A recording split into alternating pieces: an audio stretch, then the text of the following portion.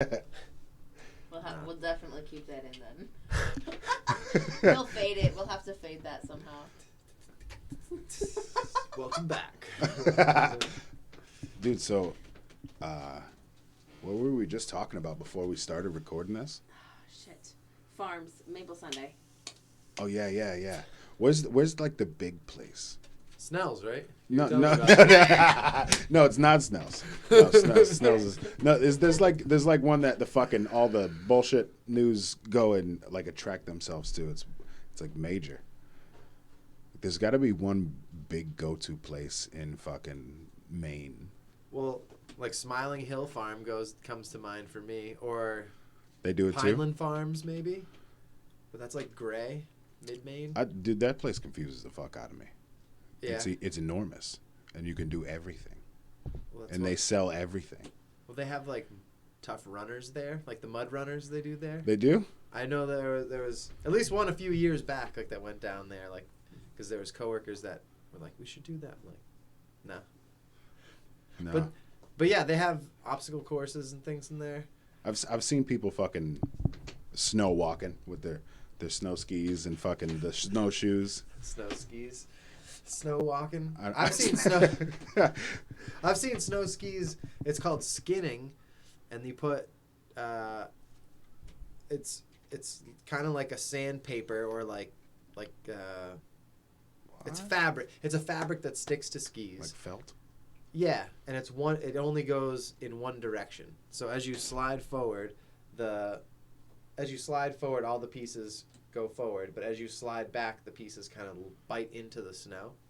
So there's these guys, I'm hiking up in the snow, and they come cruising by me on skis, like just whoosh, whoosh, whoosh, whoosh, right past, and I'm like, what the fuck? Like I'm hiking, sweating, and they're just going up. And then when you get through snow. Yeah, when you get to the top, you peel those off, and then they just ski down.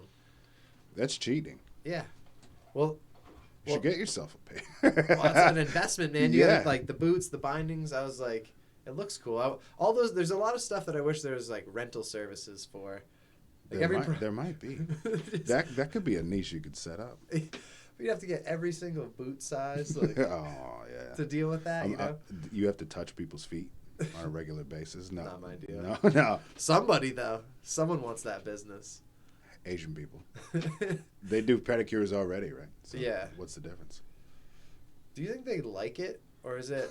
Yeah, Do you think in Asia like they're just a bunch of like schools for pedicure, or is it just they happen to all have to do that? Like, I don't know. Or Vietnam, because they're not all like Chinese. Like they're kind of like They're all spread out Cambodian and shit. Yeah. Yeah. Why are they so good at it though? That's what I mean. Like, is there, it's the little filing skills, or they got maybe good eyesight. I don't know. You ever had a pedicure? I haven't. I've wanted to. Me too. I kind of never. No. Haven't had one. No, I kind of want to feel the feeling of fucking nice, like supple feet. When I touch something, it hurts. You know what I mean? That's what I like. So sensitive. Why you got like? No. Gonna take like a disc grinder to your feet. No.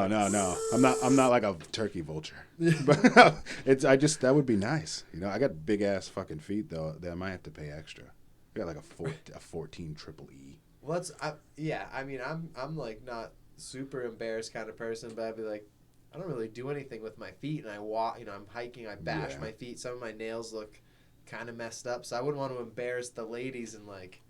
Listen, they're used to people that are getting them done all the time, and here's my nap. They'd be like, "Yeah, we're charging you double." Like, I think they have seen way worse. Yeah. I bet they've done way worse like before you go in. Mm-hmm. I bet like the last person that was there had like toe fungus and shit.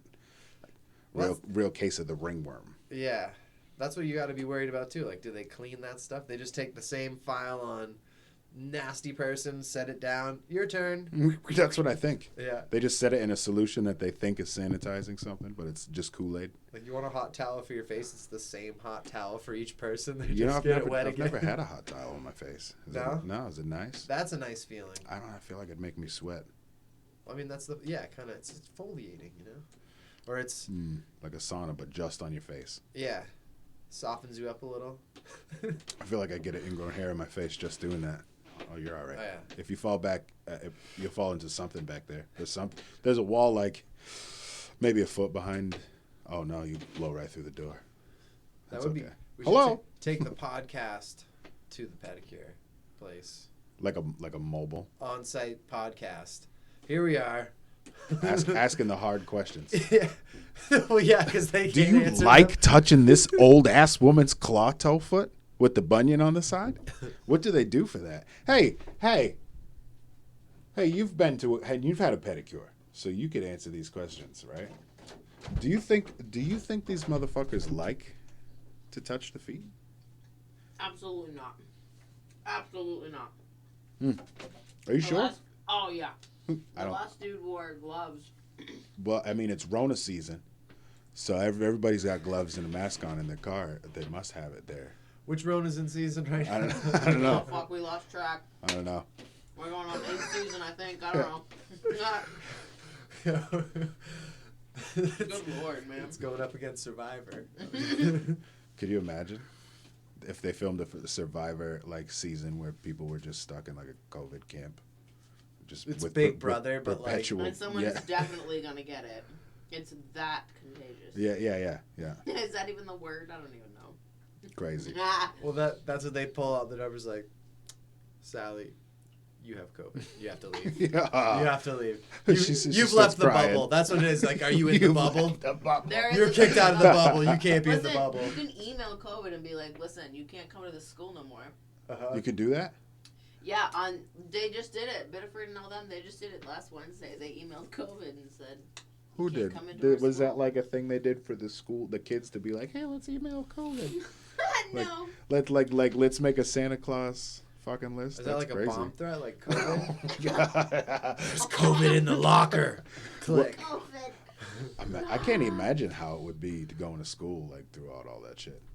Dude, I would have hated myself. I already I would've hated left. school. I can Oh, tell you right fucking now, none of see us you would later. have gone. Yeah, like, We all would have been like, bye. well, would you do like online classes? No, No, Are there's you no fucking fucking way kidding in me? hell you would have ever gotten No on class way. to do that. Yeah, like, Mm-mm. and like, there's so many kids like, you know, I don't know. I think every generation always, the generation above it is always like, these kids don't know anything. Yeah. But like, literally now we have an excuse. Like, these kids weren't taught shit. Nothing. Like, for Literally. 2 years. Like, they Nothing. had half class at best. You know, so like, there's gonna be like they didn't just hold those kids back. They just moved them on. You know, Yeah, like nobody they're not left gonna... behind. Yeah. Just get on out of here. You're Well, all right. You didn't learn anything. You know, the thing is, we didn't really learn anything anyway in school. And we went to school. Like, we learned specifics repetitively every single year, but like, we didn't learn anything of substance that's going to like help in life. Like Yeah, my taxes. No, they don't. You spend a lot of time learning about like the Revolutionary War. Yeah. Or like these things, but you don't learn about Vietnam or anything recent in history to Yeah, have any. because there's so much fuckery. Yeah. They're like, wait, just pretend. Just teach them about the Pilgrims again. Yeah, you can't. They like that. You can't fact check stuff from 200 years ago. No. But like I could watch a video from 30 years ago of someone critiquing the war or like something like that. You know. So you gotta be careful. Those so much shit can be fucking tampered with. Mhm. Just digitally tampered with. It's fucking insane. Yeah. They could project somebody onto a screen, and you think that's that person, but it's not that person. It's literally a different person, CGI'd onto another person's face. You see that movie with Will Smith, where he was himself. He was a younger self, and him and the younger self are trying to kill each other. The No. whole movie. And it was perfect. It was like the Fresh Prince and old ass Will Smith were fighting each other. Yeah. It was crazy. No, I've seen that technology on, like, demoed a few years ago, like, where if they had enough video of someone from enough angles, like a political leader or, like, celebrity, then, like you're saying, like, they just map your face to that face. Yeah. And are just, the way they used to see people, like, wearing a black suit with a bunch of white balls on them, you know, that's how they showed how they did the Matrix or whatever, Yeah. how they digitized. It's like that. You know, so your face is just mapped. They know your cheekbones, they know your eyebrow line, you know your eyes, you know your eyelid movement. So you blink and it would be like, you know, Obama It's blinking insane. or Putin blinking, and it's like, so if they made some video where, you know, it looks like a presidential thing, like like Biden comes on and he says something and it's like, what was that the real Biden? It's so hard do you to tell. believe that? Yeah. Oh, it's so hard to tell. Like I've seen so many videos where his whole hand like goes through things, and I'm like, that doesn't make any sense. Yeah. How does that happen? Or he like walked up and said, "My butt's been wiped," but I don't believe that. I can't believe that he said that. Yeah, like you're thinking someone threw that in there. Maybe, or he did say it, and that's crazy. That's fucking also believable. Well, Even though I just said it wasn't. I don't think there was one clip. This was, I don't think we had, because the election was 2020. So there was one thing that never went viral, and I thought it should have gone viral. It was during the election, like Biden was going around, and he goes to this iron workers plant and does a speech, and some worker like he's walking through the crowd, shaking hands, waving, like he had given a speech and then was leaving. And someone comes up and says, kind of gives him whatever little spiel, like a Republican kind of thing, like saying something towards a Democrat as him. And his, like, helper person, like the person who's kind of like his campaign manager, says something to kind of, like, sir, let's just keep moving along. And he goes, hush. Or, like hushes her. And then, like belittles her, like, points her down. And then, like, responds to this guy. And it had made, like, a little bit of a headline, but it didn't go anywhere, really. And I was like, it's old man, like, it's old white man, this guy. Like classic old sexist white man, or, like blatant, like, shitty white man, Like, no one, they didn't want to pick on that because it's like, well, Biden's the better one, but it's like, they're both horrible. Like, it's... Everybody. The whole entire system is garbage. Mm-hmm. The whole everything. Well, I've kind of checked out. I mean, since the hike, I'm sure. I've just checked out of, like, news, and kind of since I was, like, really big into the news, following a lot of it, like, as COVID was kind of coming, like, as things are being said that COVID was in China, like, in December, and then as it got to America, and, like, then when we had the announcement, 2 years ago that it's a state of an emergency, I remember being pretty well versed compared to the people at my work. Like, I was keeping up on it. And kind of since then, I've just stopped caring about, like, not that I don't care. I always knew it was just BS, but it's just... yeah, dude, it's so obvious the whole time. Yeah, I've just stopped, like, trying to worry about figuring out or knowing that, well, that's BS and that's BS. It's like, it's all BS. It's all so do BS. I need to know how to call out that thing where it's BS? All these little news stories and know why they're junk, or just go, yeah, that's probably shit. Like, I could just blanketly... It's perfect. I guess it's like a good and bad thing, though. It's like, I don't want to be that complacent where I just don't trust anything. But I do feel like it is just this... I feel like a lot of people with COVID, it's kind of become like this... It proves even further, like, the 99% thing. Yeah. Like that we are the 99... We are just the underlings. There's this powerful group above that dictates how all of our lives happen. Yeah. And, like, people decided, well, I don't want to work, dealing with people because people suck.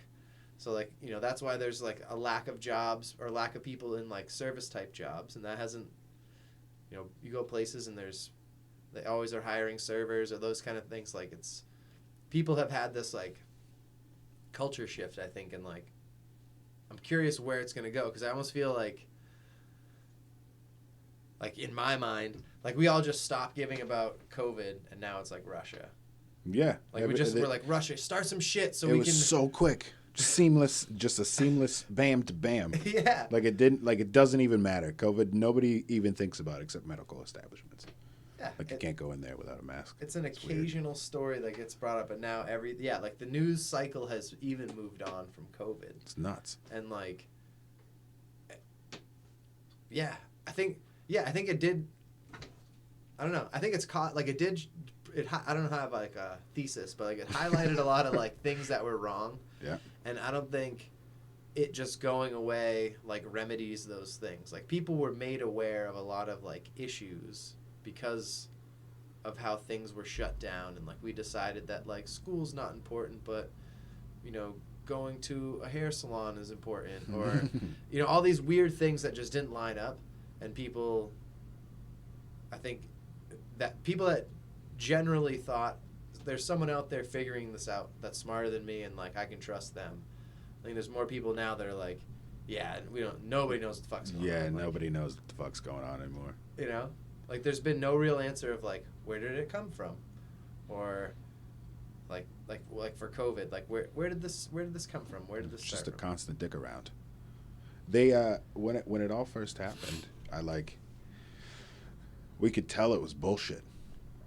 And I don't really give a fuck about germs or viruses or anything like that, so we didn't like stress about it. Never ever had an issue. I didn't care about the masks because that didn't make any sense to me. Why would you cover your fucking face and just breathe your own carbon dioxide in all fucking day? So I said fuck that. And the job I was working at the time, honestly, I didn't need to wear a mask. I was by myself most of the time. Yeah. And then COVID hit and time went through, and I still wasn't feeling it. The whole thing seemed real bullshitty. And then I realized that it's like it was a set up plan, like through large corporations and shell corporations that all joined together, and like you said, the 1%.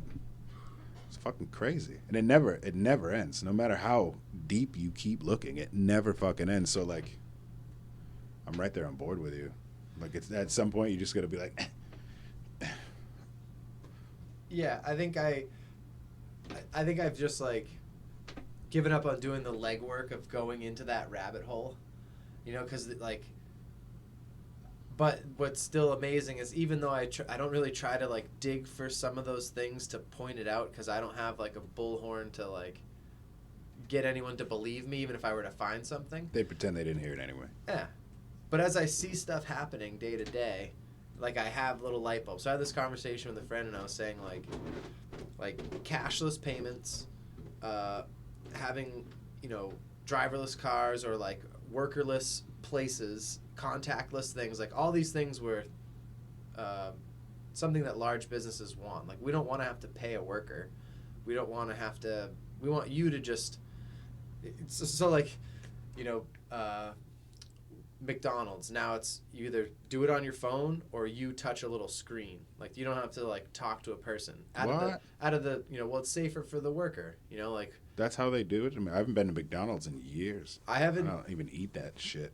I don't go often, but it's always like a treat after hiking. Like, like I'm gonna get a little hamburger or something. But you'll go in and it's like a kiosk. Like it's a thing with a flat panel, and you type, you know, you hit your little thing what you want to order, fries, whatever. And to me, it's just something to remove labor, you know, to remove people from an equation, because as a business, like that's the vulnerability as a person. So like if I can still sell you whatever my product is and remove a cost, which is a person, well, I make more money. So like it's gross, right? Like Amazon is like made shit, you know, everyone buys from Amazon even more now. Yeah. Or people are more because of the fucking planned pandemic. Yeah, people are more likely to like order online or to use a credit card or to you know, so everything is you're providing more information for what you want to buy. Like you're feeding into that like data mining culture of society. You know, stay at your house and order your food and have it delivered to you, and like it's on a phone, you know, like all these Grub Hubs and all these kind of apps, like it. And my thought too is like places that went remote, because a lot of people are like, hey, I can do this job at home, I don't need to come into work. Well, as a business owner, sure, I don't have to pay a heating bill. Yeah, I don't have to plow that fucking place. I don't have to put a new roof on that fucker. You could put a fucking shed with some servers in it and be fine. Yeah, so you guys stay home, so you're saving me money. So like it helped kind of supercharge like some initiatives that I feel like businesses probably already had on their 5-10 year plan, and now it's like, all right, well, we can just, you know, we'll put in a bunch, like now a bunch of Hannafords, it's all you swipe your own stuff. Like that was already kind of happening.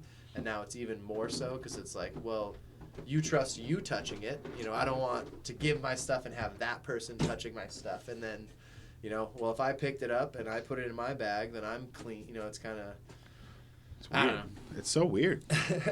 It's almost as if people have given up their immune systems and like their daily socialization Well, for like a little like smither of peace that isn't actually fucking real. Like it's an illusion of like safety and peace. It's weird. I don't like it. I'm not sure if I dig it. Mm-hmm. Like what's the next step? You know what I mean? Like obviously it's going to progress extremely fast, but what's going to come after these, like, it's because cash and everything is going to go away. Mm-hmm. But what's going to come next? China's got like a social credit score. I don't know if I dig that either. Right. Because I say a lot of fucked up shit. So I don't need that to come back and make me not be able to fucking get gas for the month. I think we're, I haven't seen like the next thing, I guess, but like it's definitely, everything is moving to that. Even the gym, like I go to the gym and it used to be a little key tag, but now it's like if you lost your key tag, they don't give you a new key tag. You got to get the phone app.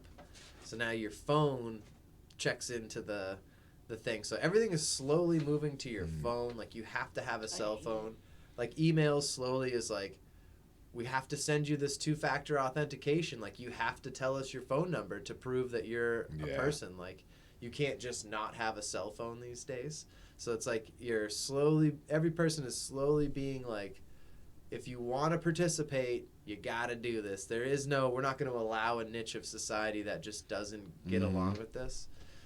And yeah, I don't know. I don't know all the information, but I did hear something in relation to like Russia and China wanting to do their own Bitcoin or digital currency because of like the sanctions that the U.S. applies, because a lot of stuff is traded in the U.S. dollar. Yeah, everything really. So that can like fuck with an entire economy if like we are like mad at them. Yeah. Yeah. So they're like, well, if we just have Bitcoin, like that's the whole idea of what those cryptocurrencies is. It's separate from politics. It's just math, that's what's driving it.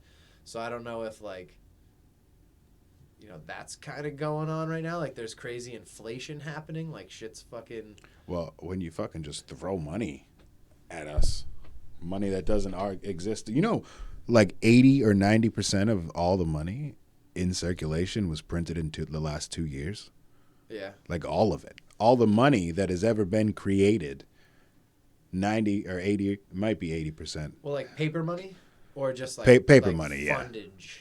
Paper money. It could be fundage is just electronic mumbo jumbo, really. Well, yeah, I know what I'm saying, but like I know they like swap out paper bills. Like you're not going to find like $1 from the 60s. Like they try to cycle those out. They do try to do that, yeah. But I'd like to find $1 from I know the 60s. They just create money. Like they do. There's now $2 million for like, what? How did that happen? But we always go on tangent. Well, dude, so I found out during the coronavirus shit when I was just like hopping in from fucking rabbit hole to rabbit hole. Yeah. I found out that we are collateral, like all humans. We all get birth certificates and fucking social security numbers, and those are bonds. Mm-hmm. It's like a straw man created with all bold black letters of your person. And then they take that person as a dead corporation and attach money to it and use it as stocks, use it in stocks. So the government, like when people are like, I pay your fucking taxes, when they're talking to like representatives of the United States. Yeah. That's not true. In fact, the tax money that all Americans pay is not enough to cover the interest on the loans given to the government from the Federal Reserve, which is not a federal agency. So we are used as collateral for the loans, like not our livelihood, but like our ability to work in the economy is based on, or is collateral used to get the loans. So like they really do make money out of nothing. It is literally nothing, and then they base it off of what they project is going to happen with their people and their economy to pay it back, but they never pay it back. Mm-hmm. It's just a perpetual motion of fake money, like all of it. in every country, everywhere, it's all fake. Like gold is really just is based what? Nothing. I had to take a breath there. I was getting excited. Breathe, man. Take a breath. So gold I found out is like its worth is determined by how much labor it takes to get the gold. Mm-hmm. So it has value. But our money's not backed by gold in any country. So it literally is fake. So they keep throwing money at people and expecting it like, we're going to make things better. We're going to aid this country. And we're going to suck our own dicks. We're going to find out how to do that. Yeah. And it's just fake, funny money. Like it's all theater and fake funny money. I don't believe anything. Sometimes I'm like, am I real? Obviously I'm real. Yeah. Went on a tangent there, my bad. No, I've gone into that stuff where like I've probably watched one or two of the similar videos or videos that relate to, you know, that topic of like the straw man, and that like even law is kind of has like a maritime relation that that you're stepping into court, that there's these kind of traditional things that like come from a larger or a longer historical time. Yeah, Phoenician times. But I think like,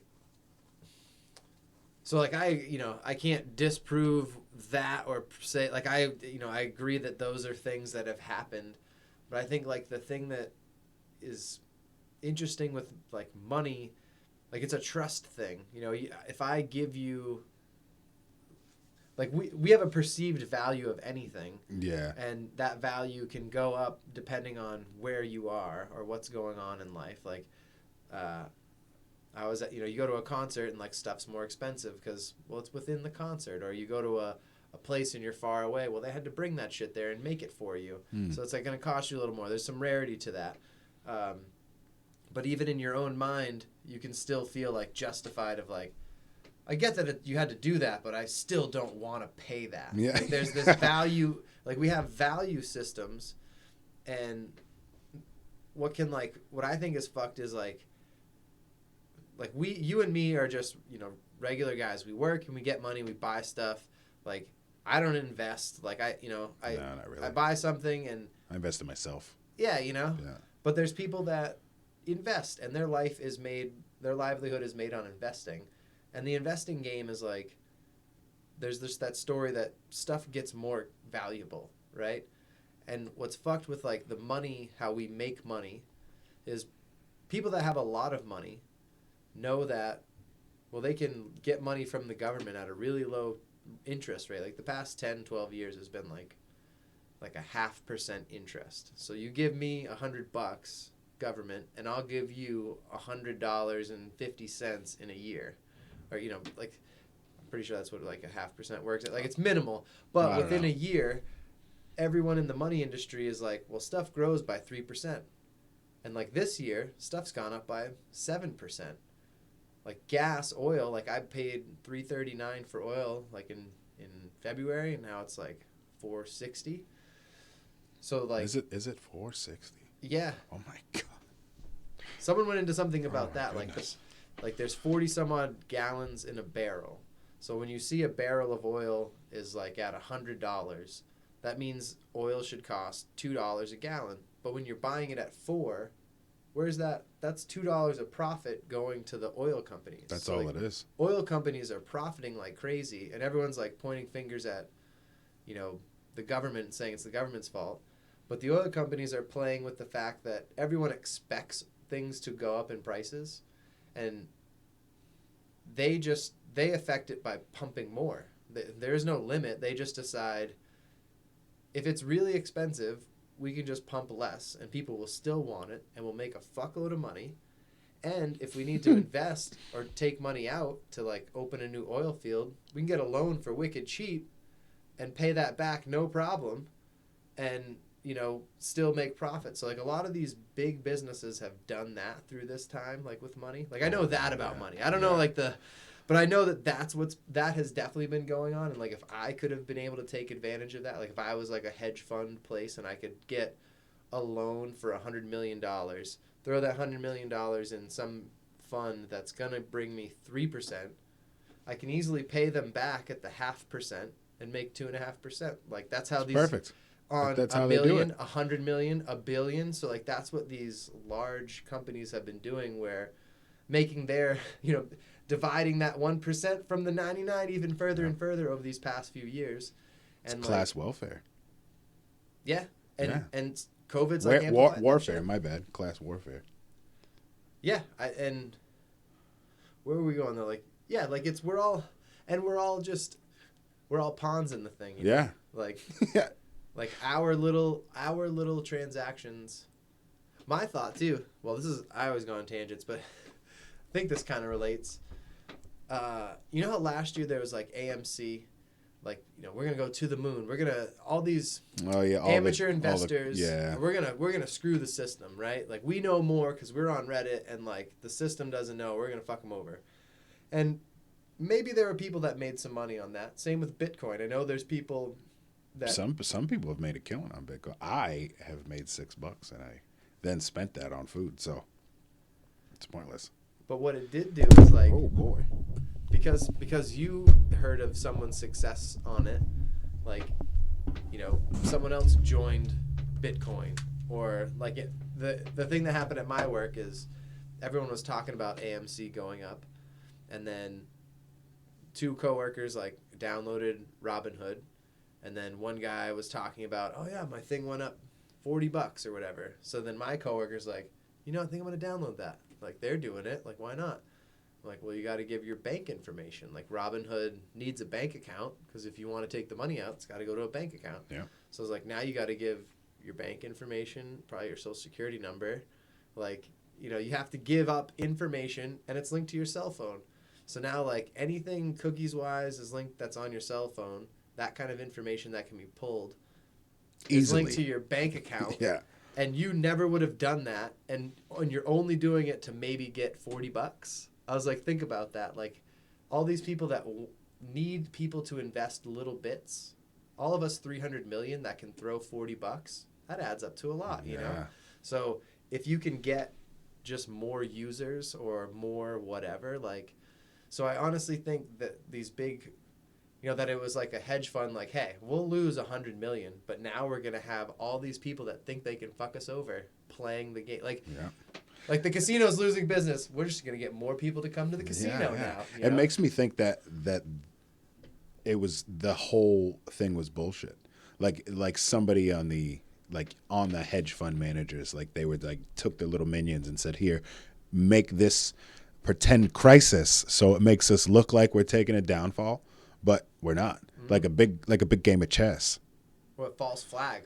Like a stock as fuck. Market false flag. You know what I mean? Like, oh yeah, wow, we shorted this and we had no idea. And everybody was just jumping in on it. Oh, let me try to get what's the point? Yeah. Now, all those people that probably jumped on board are still playing. And they're waiting. They're waiting. We're gonna go to the moon someday. It's never going to the moon. Yeah. Never. Like, so I don't know. Like, I'd love to see some documentary that goes into that, explains the hype, and then like, well, a year later, what happened? Like give me some expose on like the ins and outs of like who really made money on this, who lost their whole fucking house because they put in money on the wrong day. Like, dude, the wildest thing to me are the NFTs. Mm-hmm. How the fuck are you gonna own something digitally and expect it not to get pirated?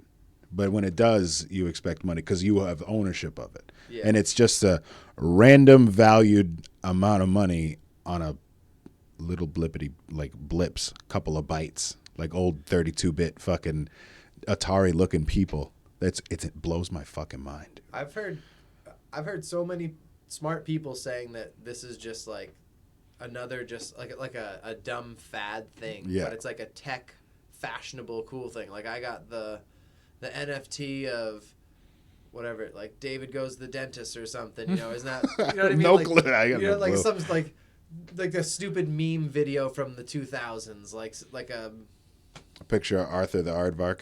yeah, like something silly, like like the video of someone throwing a shoe at George Bush, you know, but it's like, Oh, that was hilarious. but you don't really own it because he ducks out of He, the way. he misses both of them too. He's quick.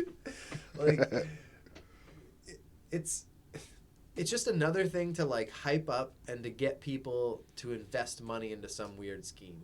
Like to me, because I was reading these contracts or listening to people talk about the contracts and what can be written into the language of it, where like you can say you sold the rights to this song, but you can still write in like royalties to it because it's in blockchain, it's in code, Yeah. and it's in there. Yeah. And so you just say to someone, I'm selling, you know, here's the NFT for this. Like, do you accept? Sure. And the same way that you accept like terms and conditions, like unless you read through the programming or something, like an NFT is a program. Like it's a you know, it's like a digital key, but it's a program, you know. So if you don't know how to read what's in that program, just like if you can't read any other contract, like you sign, because it's Nobody reads those fucking contracts either. Nobody reads those terms. Yeah. It's just to say I own this, but what do you own? Because that's what someone was saying. What do you own? Do you own, like if it's something that's online, it has to be stored on a computer. So do you own the computer that's storing it? And are you paying for the power to keep that computer alive? Do you just own a thumb drive that I mail you, and I just tell you that's the only thumb drive with that picture on it? You know what I mean? In the blockchain. Yeah. So like, how do you verify? How does anyone verify it? And that's what someone was bringing up is like, there is no, because of blockchain, like there is no NFT registry or like you know, I'll sell you this license plate. You can put it on your car. Hey, I have that license plate. I got that license plate. Like, there's no one to say that that's the only NFT of that thing. Really? Yeah, because I did not know that. I thought it was like because it was blockchain, it made it so it showed like definitive ownership as it like changes hands. Right, but the thing that I've seen given as an example is like they use NFTs for like if you had a video game and you wanted to have your character have like a certain sword or something. So like you'd own that, you'd buy an NFT of that sword. Or the other example I'd heard is like an NFT of, like I said, like a... And then you can use the sword in the game if you buy the NFT? Yeah. Wow. Wow, see now we're into a whole nother world, like metaverse type shit. Well, that's what they're trying to say is like that's what it goes to, is that people wanna live in non-reality, so they need to have stuff in non-reality. Like I have this tapestry, but don't you want the digital version of this tapestry? You can then do what with it? I don't know, but I own it digitally. Like the fuck does that do? You know? That's crazy. Because, like, yeah, kind of in a sense, like, you know, years ago you'd buy the CD on Amazon, but then you could also get the digital download, right? And, like, well, now I just have it in two forms, but, like, I can just sell you that digital download or I could just copy it. So, like, how do you say that? Like, that's what I don't get. Like, if I'm the owner, if I make music and... Like, you can copy anything infinitely, so that's what I don't get. How do you... It doesn't... How does this photocopy not work and this one does? Like, if I copied this twice, sell you this one. Well, this is always that one, but this is copy. This is dash copy. So, like, you bought dash original, you know. Mona Lisa. Well, this is Mona Lisa parentheses 2. You know? How the fuck does that... How does it work? How does copyright laws work with anything? You just pay a lawyer to fucking sue someone. Really, I looked into. Well, I don't know. I looked into. My cousin worked for a lawyer, and I had an idea for a product, and so my cousin like hooked me up with the lawyer to like talk to him for like a half hour, and talked about like copyright law or trademark law. Like if I had patent law, patent. All right. So like if I had a special design for like that tripod, like, but I'm gonna make a tripod that's just completely different. Like, how do I get it so that nobody copies me and makes that and does it? And essentially like you can't stop it. Someone just does it, and then you find out about it, and you go, hey, I got this thing that says I did it first, so you got to stop. Or if you don't stop, like, you got to give me some cut. You got to pay me, you know, a percent of your sales kind of thing. So like, Makes sense. I know some people just do that like and sue people.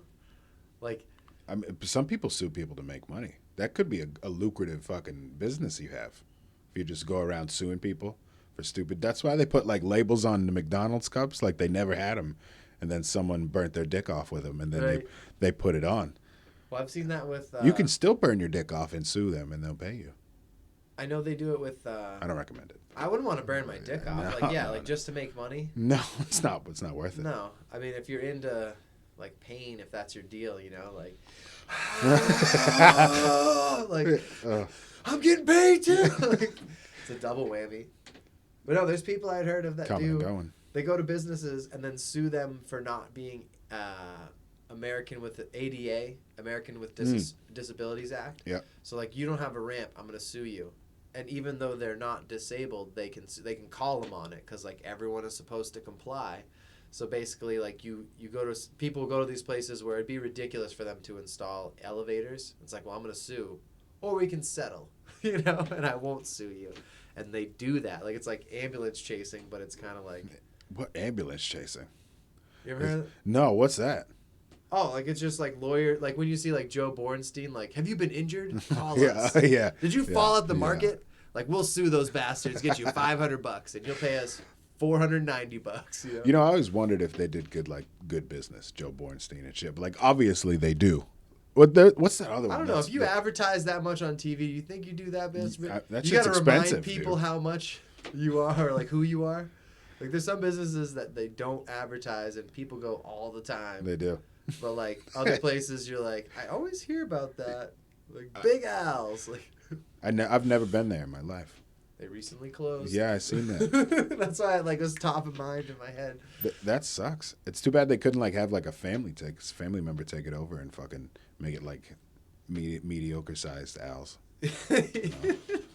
Yeah, like What was it? Like a thrift store kind of thing? it was like a it was random shit. bargains. It was Martin's and Rennie's, but like the random aisles, not like Oh boy. like they had a free section of just stuff that even they were like, this is like pencils that had no erasers.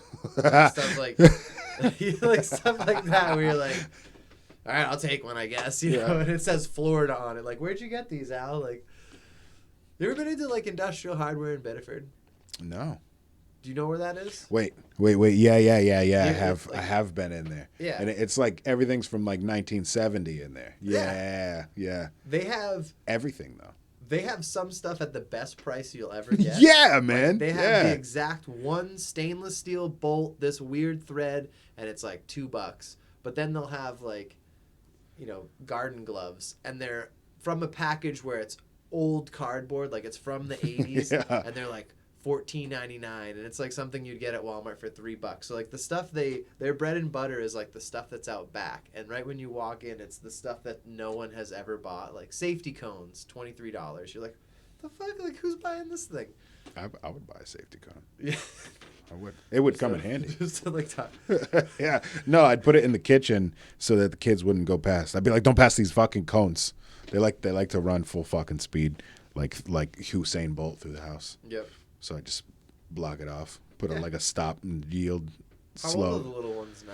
2 and 3. 2 and 3. All right. Well, almost 2 and 3. Might as well say 2. Yeah. Well, yeah, it's crazy. That's fun. No. It's crazy. Yeah. Like, it's fun. Yeah, it's fun and it's crazy. Tiring. Yeah. You don't expect 2 people that can't really speak words to just never shut up. Mm-hmm. I love it. You love it, but then you're like, oh. But when it's bedtime, dude, it's bedtime. Yeah. It's nice. Like when they're in bed, I'm happy. We're like, The good sleepers. yeah, yeah. That's good. The whole time. They've never really had any issues. I'll just have them blow to like. You need to go down. People are always like, you should use some melatonin, and that fucking doesn't work. No, just get them have them run around. Yeah, out just run. Yeah. Some endorphins, and when you come down, you're going down. Yeah. No, that's cool, man. That's got to be, you know, seeing. I've said this before. Like I watch like a lot of nature programs and stuff, and like really we're just here to eat, sleep, and fuck, like, and to make more. And like Yeah. in life, we complicate it by like having hobbies or like doing a lot of other things. But like, I like caring at what other people think about anything. yeah, like following celebrities or sports Yeah. or even politics or any of that stuff. All of Like it. it's I don't know. So it's just nice. It's nice. Like family's a good thing. We all came from family. We all like were children. So like Seems like so long ago, but also not that long ago. yeah. Like I feel like it was a week ago that I was 15. Yeah, that is the weird thing with time. The snap. They're just like the quick like, well that was some things are just drawn out. I wonder what that is. What do you think that is? Why does our mind it's almost like storylines just get dropped and then because nothing happens with them, like you can pick them back up real quick. Yeah. So like that's where there is no interval. Like I went from this story and then I jumped to this story and now that story picked up. That's why it doesn't feel like that story just stopped. But I remember exactly where we were and we started I think over it's again. because they like put this construct of like the clock, this like the numbered clock and the sky's clock and when in reality time's not like linear. Mhm. Like it's just moments. Like you perceive moments, and if you exist in the moment, then time. It's like you're saying. It's just like timelines, and you pick them up and go because you're existing right here, and then you're existing right here. But if like you're thinking about what's going on then or before, like you put yourself into like a weird linear time construct. It's just like looping around. Mhm. Some good weed. No, I like It dried my eyeballs out. No, I like that because that's like that makes sense because like time is created, and the same way that if you've walked up these stairs or like your mind eventually builds a picture of the world around you, and like we could close our eyes, we could stop a sense, and we kind of figure out where we are. So we've all spent enough time sitting there and like this has been 30 minutes, this is 5 minutes. So during the day, like for me, like when I was hiking out in the woods, like I would have a sense like, oh, it's about 3, but really like I'm kind of gauging the sun, or I know I've been awake this long, but it's not really that I know how long I've been aware.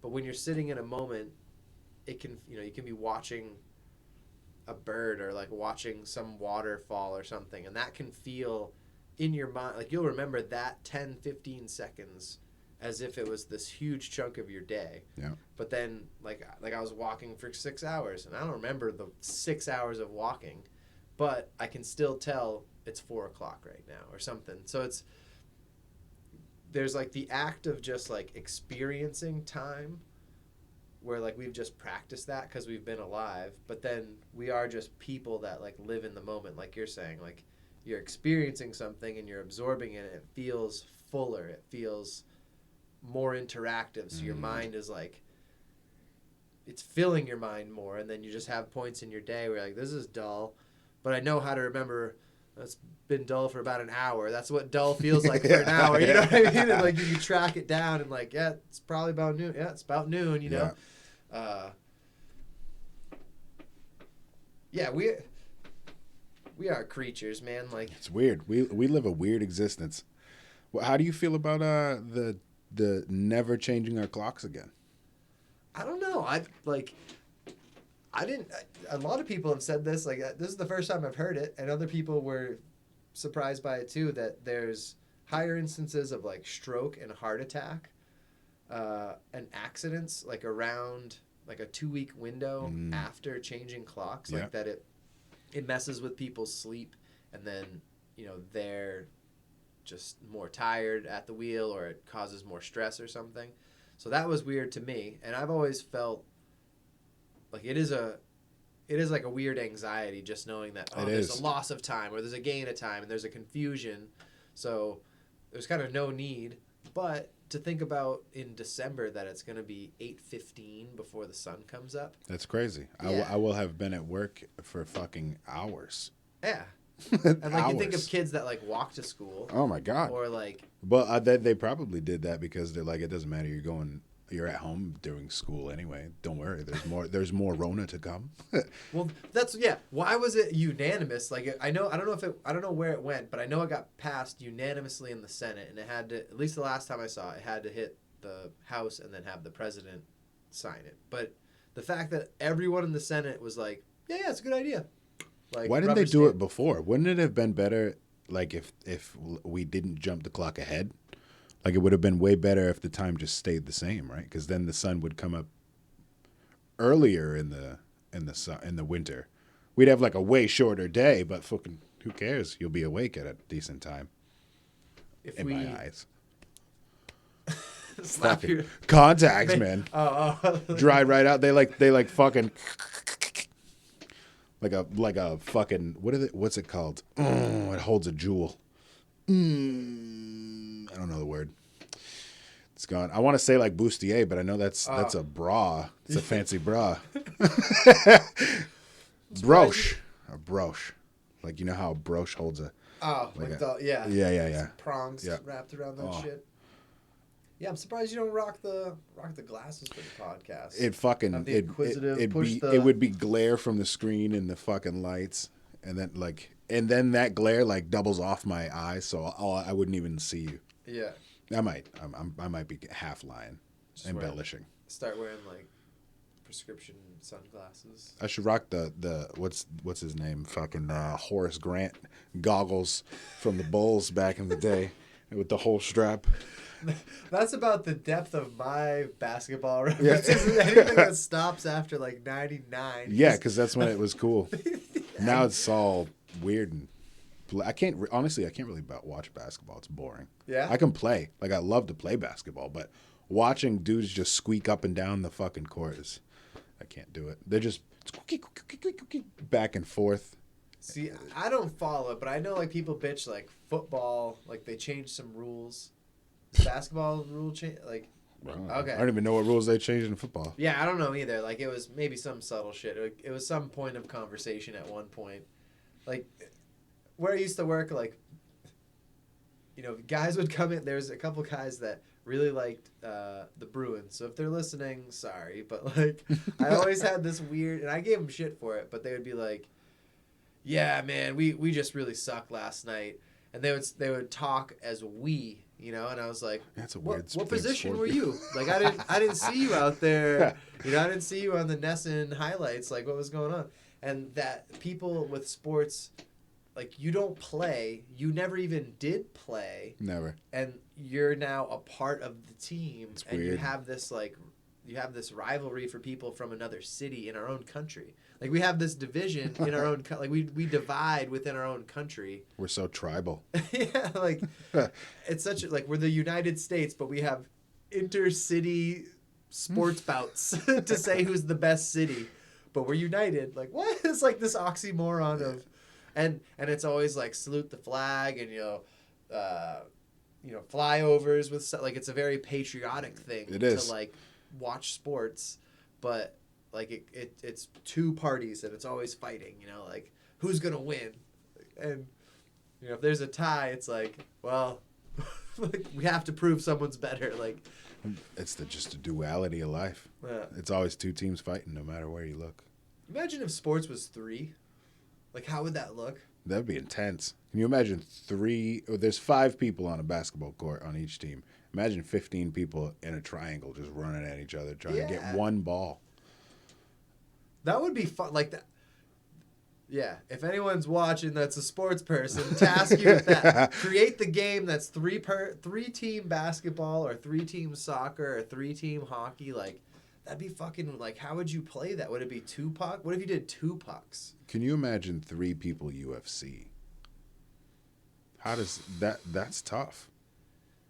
But you'd have to make rules where it's like you couldn't tag team on some person. Well, that's impossible though. No, but if like someone's hitting you, like I gotta hit that guy. Like I can't hit you too. You know what I mean? Oh, can you imagine though? Like just flying knee kicks everywhere from every direction. Imagine would if you have 2 refs? Would you have to double the refs? Like, oh man, dude, there's this ref. I think he's a boxing ref, He's this black dude. He's bald, and his eyes are all bugged out. But he gets like right in the fight. Like the fists are flying, and he's like, oh, the whole time. I don't know his name, but he's fucking fantastic. I would watch boxing every day if he was the referee. Oh. Like if it was on every night in my house. You must watch that often. Do they ever have like?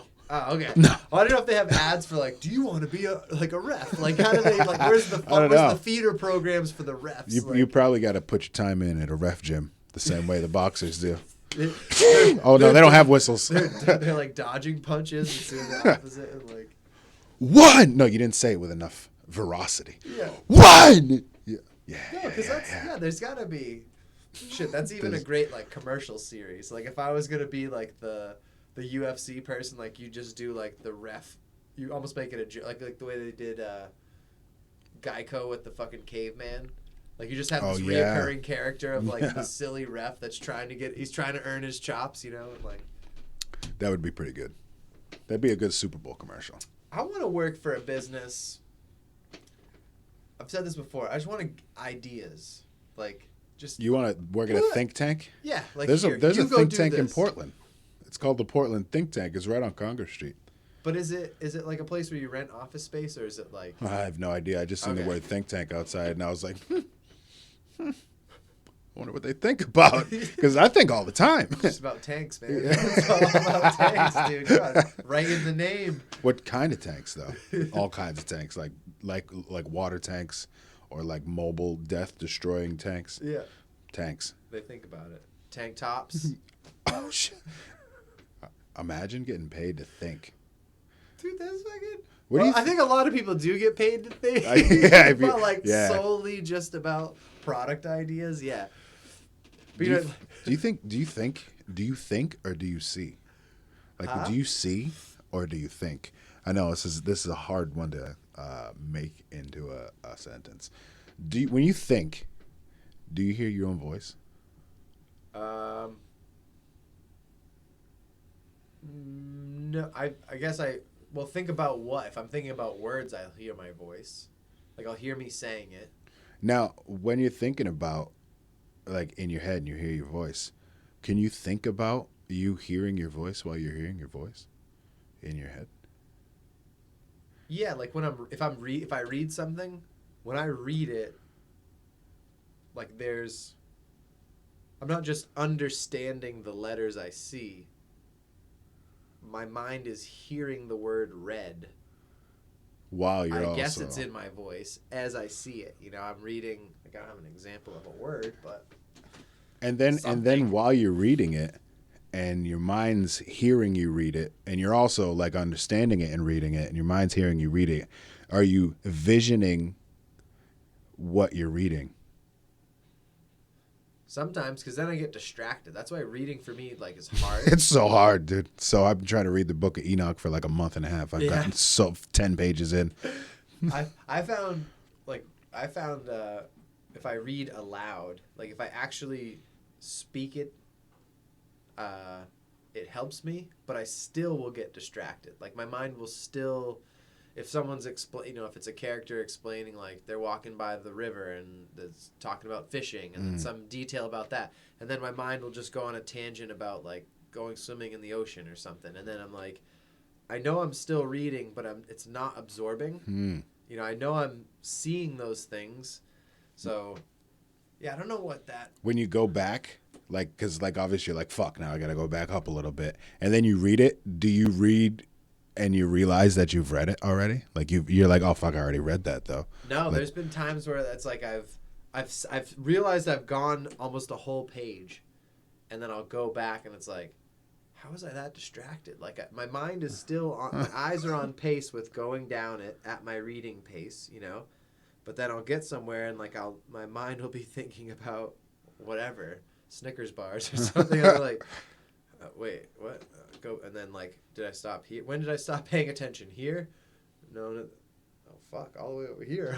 Like, yeah. See, I read it, like I'll read it, and then I'll get distracted while I'm reading it because I'm thinking about it, and I'm also like envisioning what I'm reading, and then I'm daydreaming about it all, like and then I get caught and be like, oh fuck, let me go up, and then I'll go back down and read it, and I'm like, I already read this though. Like it sunk in. Oh, okay. But it wasn't sinking in. So like if I put the book down, I'll forget completely what I just read. But if I go back and look at the words again, I'm like, what the fuck, dude? Then I got to skip back down to wherever the daydream stopped, where all of it all stopped in a swirl, and fucking start right there again. It's really weird. Yeah. We think in like multiple dimensions, and it's just thinking about that is crazy.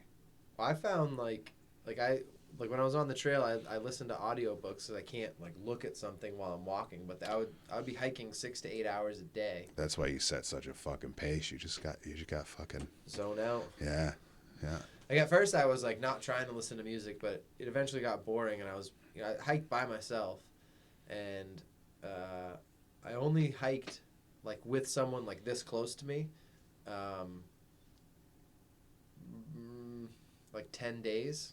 10, 12 days. So out of 130 days, 12 of those was like with a companion where we're chatting, but the rest of it like I'm by myself.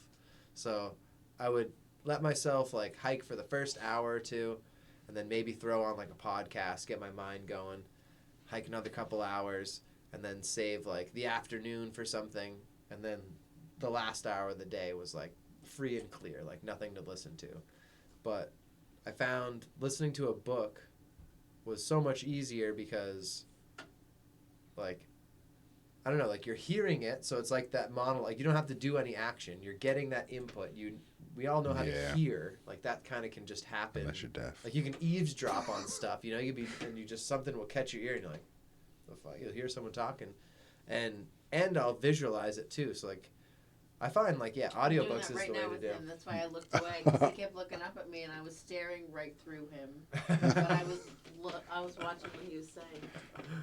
Yeah, like I think audio stuff like podcasts, like audio podcasts and stuff. Yeah, like, it's the best. And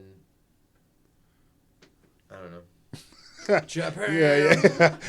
Yo, so because no one's gonna read the transcript. how was the whole experience? Like, take me from like the jump. You started here, right, in Ekataten? Yep. And then you just fucking made your way through it all the way down. Yeah. How'd you do it? Like, did you With my feet. On feet.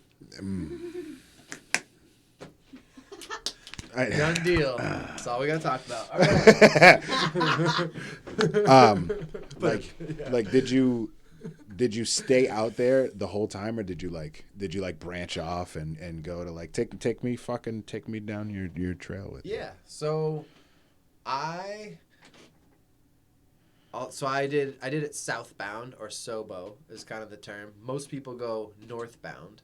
Most people start around this time of the year and head north. I started early August and headed south, and Hot.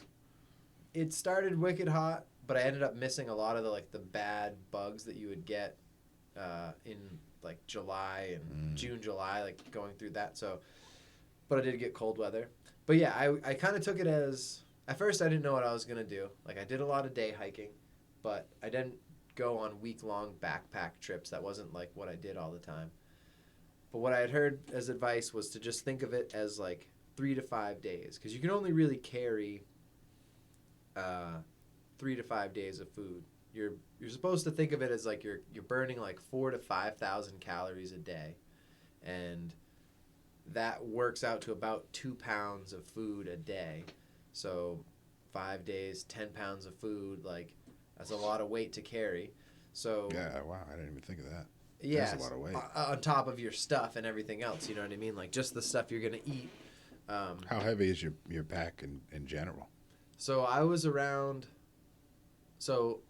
like the gear, they call it like your base weight. So all your gear minus your food and your water, for me is about 18 pounds.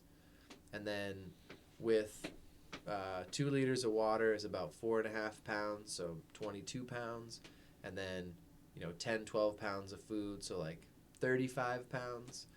And occasionally, towards the end I had like I had 2 sleeping bags because I was concerned about the cold, and I had extra clothes. So my bag, when I would leave town, would be like 38 pounds, like towards the end of my hike. So that was kind of about the number I've always thrown out, just so that people. I'm not one that's like, yeah, I only carry 10 pounds. Like I'm true. Like I carry what I carry, and even 38 pounds is considered like lightweight. Like when I was fully loaded up with the heaviest stuff, 38 pounds. People that used to hike the AT 20 years ago, they're carrying 50 pounds. That's what I was expecting you to say. Yeah, that's what I was expecting too. Like, wow, that's not that bad. Yeah, it's still on your No, back though. It's still, it's still on your back. Yeah. But I was expecting you to say 50 pounds. Yeah. Too. Yeah. So my ability to go further distance each day was because I wasn't carrying as heavy of stuff. So like my legs weren't getting as tired, my knees and joints and stuff weren't having like that extra weight pounding down on me. So I treated it as like 4 to 5 days I'd be in the woods, and then I would need to get food. So I'd either have to go to like a hostel, which would just be equivalent to like your house, and you would have like your basement that you'd rent out, and there'd be a couple bunk beds, and you'd have a shower that someone could use, and you'd have a washing machine. Most people, that's all you really need. I need a place to sleep inside, a place to kind of dry my shit out, a place to clean up, and then a place that maybe you guys accept packages. So like some places, that's how my parents would mail me a box of food, because I eventually figured out what I wanted to eat, and I just ate the same thing the whole time. So like one day 130 days. Yeah. So 130 days it took me. I took 11 days off. So I hiked for 119 days. Damn. So I only took 11 days off, and there was 2 spans where I hiked every day for 28 days. Like every day, and each day was 18 miles or more. Like I averaged 18 miles a day for 28 days, and then I averaged like 19 and a half miles a day for 26 days. Because at the end, I was like really concerned about, I didn't want to hike through the snow, and I didn't have all the gear for that, and like, yeah. But yeah, so I treated it like basically 4 to 5 days I'd be in the woods, and then I would hit a place to take a shower, charge my phone, and I think the longest I went was like 7 days where I was in the woods and didn't hit like a place that was like an actual... Oh man, was your mom nervous? Oh hell yeah. Oh my god, I can't imagine Lennox not fucking answering. What the fuck are you doing? Oh man. Well yeah, because when I started out in the 100-mile wilderness, like that. What is that? So that's in Maine. In Maine, there's a 100-mile section where the Appalachian Trail doesn't cross like a major road, and there's only 3 road crossings, and those road crossings are dirt roads, and they're private logging roads. So if you were to get to that road crossing, you'd have like a 10-mile dirt road walk to somewhere in Maine. Unlikely you'd get anyone even then. And there's no service. Yeah. So that's the most remote section of the AT is in Maine. And it's that 100 miles. It's 100 miles just before Mount Katahdin. So it's Monson, Maine to just outside of Baxter State Park. Okay. So like I started my hike in Baxter. Like I hiked up to Katahdin, hiked down, and then started hiking in the section that's called the 100-mile wilderness. But for the first like 5 days, I didn't have cell phone service, and like I knew I was gonna have to carry my food, so I had 7 days of food when I started out, and like hadn't really backpacked for multiple days, so it was like really just like figure it the fuck out. Yeah, how many times had you camped in the woods before? I car camped, but it wasn't like in the deep woods. I mean, I've been in tents in the woods, but not like I've gone Not to, in the like, 100-mile like, fucking acre woods. Yeah, but like the I've gone to like music festivals where like over a 3-day weekend I'm sleeping in a tent in some woods, but I don't really consider that the same as like packing your stuff and like being dropped, being alone. Yeah, that was. I got over some fears. Like I've I'm not a small guy, and I'm a guy, and I still like in society I have fears of like unknown people or strangers and that kind of stuff. And that was one of my things that I got over really quick was sleeping in the 100-mile wilderness where, like, there was a spot where I camped where there was nobody, and I hadn't seen anyone for a couple hours before the end of my night. Oh, there's people all over the place? Like, they're also, like, hiking and shit? Well, mostly just people on the AT, because, like, that section of the woods, people know of it because it is a remote section. So some people just go to hike that 100 miles. You know, like you and me, we'll go for a week or a week trip, and you and me would just go hike that. Some people do that. The majority is just people on the AT. But the fear in your mind, you know, I'm deep in the woods. I don't have cell phone service. You're thinking there's some crazy killer. But I'm like reassuring myself, like, I had to bust my ass to get to this spot. Like, there's nobody that's sitting here, like, sharpening their machete. I'm like, totally waiting for him. Yeah. Someone's coming for sure. Yeah. So, like, that, the fear of, like, being in the woods that most people have just kind of jumped away because I started in the most remote section. And then, as I got south, I started to get more worried. Like, you know, you're in Virginia or something, and there's a road, like, a mile away, you know, and when I got to the south, I would hit a shelter, which is just like a shed without one wall. So it's open on one side. Like a dog kennel? Yeah, like it's a roof. A little lean-to? Yeah, lean-to, exactly. Yeah. And yeah, damn. But there was like homeless people, like a couple situations where it was like one homeless guy. So end of the night, you're walking in, there's just a guy who's clearly not a hiker and like has buckets, and you know, you got to assess, like, am I going to stop here or am I going to keep going? Like, is this a good situation? Is this guy cool? Or is this guy, like, going to come off of whatever he's on, you know, at 2 a.m. and start fucking hollering and shit? So. You stayed? I had one situation where I left.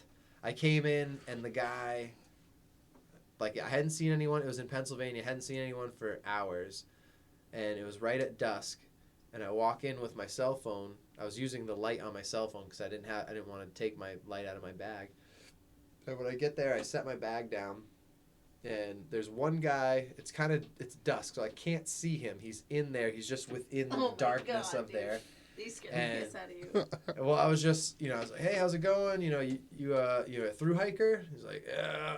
And I could just, in the voice, I knew, like, that ain't right. You know, it just sounded grumbly and oh god. So I set my bag down, open it up, like take my headlamp on, and go and sit. You know, he's on the left side of the shelter, so I go to sit on the right side. You know, and I'm just kind of, you know, like I'm stretching, you know, and I kind of just quickly look over, and I flash my headlamp over real quick, and he doesn't have a backpack, he doesn't have a sleeping bag, he just has like, you know, a 2-liter bottle, and he has like a sheet, like he just has like a sheet over him. Oh, and kind of disheveled hair, you know, kind of like rough, gruff looking. And I was just like, in my mind, like I saw that, I'm like instantly like, all right, I'm going to keep going. And like grab my phone and I'm just looking at the map. Like there is nothing for, either I backtrack or I like keep going another 5 miles. And it was like 7 o'clock. I had already gone like 20 miles for the day. Oh my God. Or more than that, because that ended up being I ended up going 26 miles that day. And I hiked I just told the guy, like, I packed my stuff up, and I was like, yeah, you know, having a little bit of a chat. I'm like, I'm going to go look for a spot to put my tent. And I just kept walking back to the trail, and I just left and kept hiking for another 2 hours because I was like, I'm just going to put some distance between me. But I had another instance where I came up to this guy, and right when I got there, the guy's like, got any extra food? And I was like, you know, I do. I had some extra food, and I didn't need it. Like, I was going to be getting more, and I could get rid of some weight. So I start talking with this guy, and he had some kind of like schizophrenia or something. Like it sounded like he was a professor. He had this vibrato where he talked about, he's like, do you play music? And I was like, yeah, I play music. He's like, well, what I like is the guitar, and I don't have to have a guitar.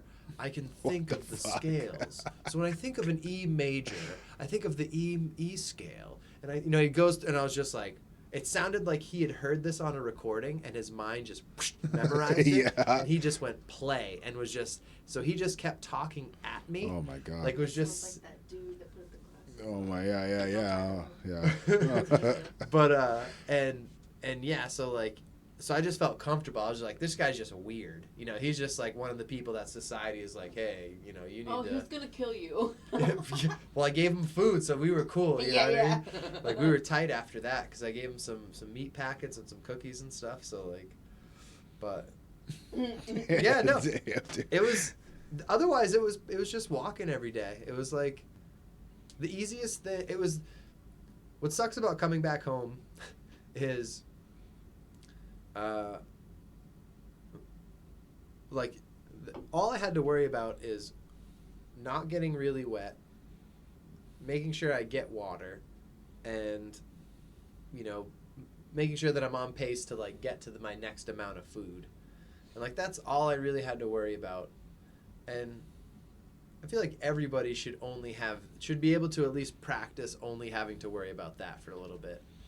I agree. We've been watching this show I called... was hoping you were going to talk about this stupid show. Well, it's almost daily. It's funny that you're here. It's called Alone. It's what's it on? Peacock? Hulu. It's on Hulu. Okay. It's like 10 or so, maybe 12 contestants, and they go and they get dropped in extremely remote locations alone. And they have to operate, so they say, all their cameras and shit like that by themselves. Yeah. And it like shows them out getting their own food and shit like that. And like I agree, like if everybody had to live like that, this whole shit would be way different. They'd be real humble people.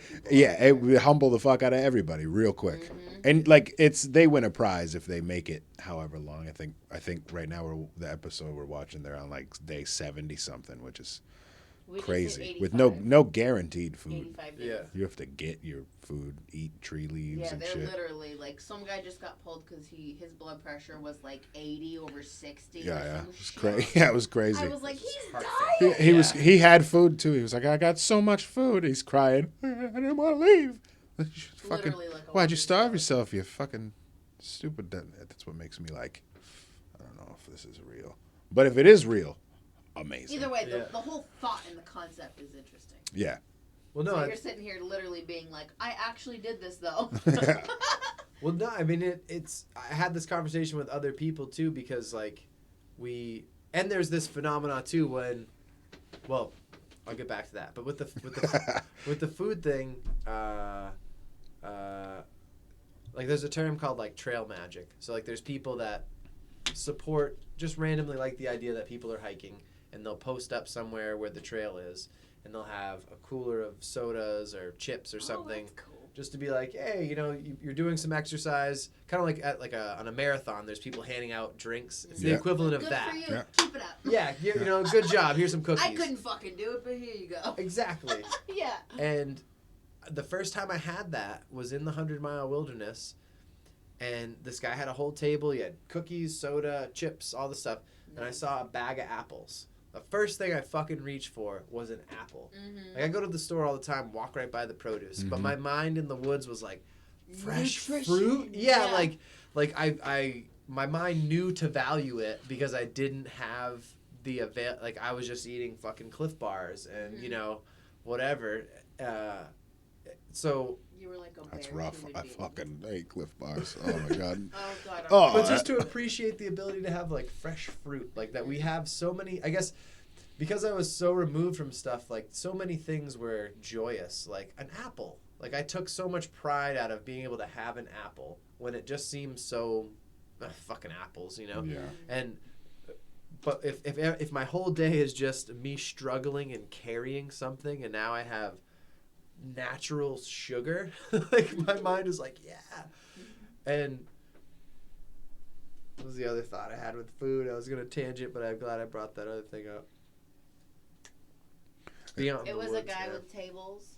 It was people that sit at trails with tables. Oh no, I was gonna say like appreciating. So the other thought I had is like when I was out there, I would the few times I was hiking with people, we would kind of have shared, like we'd talk about, oh, that, you remember when you hiked through that area, wasn't that cool? Or and I had multiple conversations with people about what we intended to do when we got back.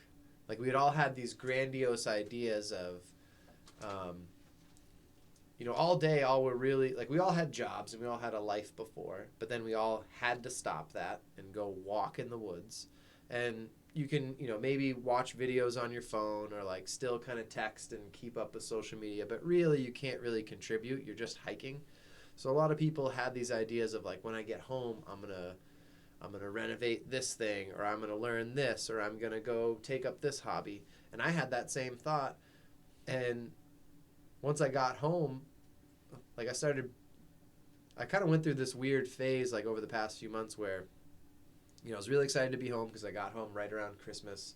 So I got to see people that I hadn't seen, got to kind of celebrate. But then there was this feeling of, like, well, I'm not doing anything because I was so used to, like, achieving miles each day. I was progressing towards something, and then I wasn't. And then there was the secondary feeling of guilt of, like, well, I'm home now, and I'm not doing all those things I talked about. But I only really had those thoughts because all I had to worry about was food and all this. Now I'm back home, and, like, home stuff set in. So, like, all this, even though I had this kind of, like, learning that happened there, like, they used to call it, like, state-dependent learning. Like, if you study at school, you're probably going to do good if the test is at school because you learn the information at that place. Yeah. So, like, I learned study high, take the test high, exactly, get high scores. Exactly. Half baked. Yeah. Or no, how high? Yeah. And so in the same way, like, I had this kind of, wow, I could do all these things, but then when I got back home, like, you drive by the same place you used to drive by, and your mind just starts to go back into the thinking patterns that you had before, and, like, I think that's now why I want, I'm planning to do the Colorado Trail in the summer, because, like, I want to get back into that mental space. I want to, like, re-practice being there, and hopefully I can, like, journal that down and, like, really, like, set in some goals, because, like, as like, sad as it is, self-mental goals. Yeah, like, to kind of remove myself again, like, as much as the hike was a hike, it was me trying to, like, go, like, I went through a divorce, and, like, my life kind of shifted. So, like, the hike came about because, like, I now had, it like, was necessary. Mm-hmm. Yeah, like, I had new free time, and, like, and with that free time after the divorce, like, I filled it with hiking, and I had always kind of looked up to people who had done the AT. I always kind of saw it as a cool thing, but didn't see it as something that would be a reality for me.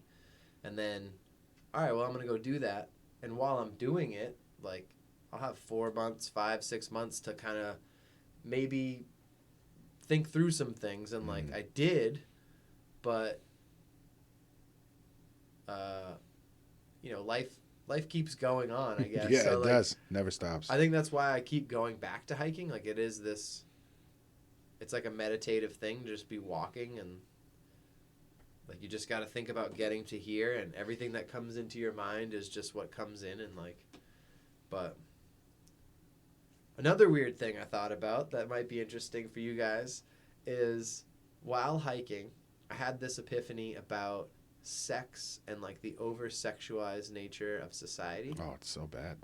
And how all day I didn't see, most of the times I was hiking alone, and after a certain point, like, the AT is a popular trail for people to go end to end, but it's so long that it goes through areas where nobody really hikes that section, so there'll be areas where I'm hiking where it's just the backwoods of some place. So there was days where I didn't see many people, and I wasn't on my phone too much. Like, I'm not doing a lot of, I'd post things on Instagram, but I wasn't really, like, scrolling through Instagram for hours and hours. So I wouldn't see half-dressed women or see ads for things, and, like, I didn't see people dressed scantily while hiking. And I was I would hope not. Yeah, and I was physically tired. So, like, my mind, like, didn't think about, like, sexual thoughts much on trail. Like, that wasn't, like, I would think that, maybe there's a stereotype of, like, a man's away and that's all they, like they're so pent up that they, Yeah. you know.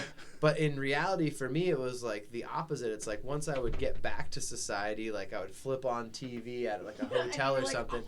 All these ads, you know, and your mind, it's not a bad thing. Like we were saying, like sex is what makes, like we were all made. I'm here because of sex. Yeah. Like, Yeah.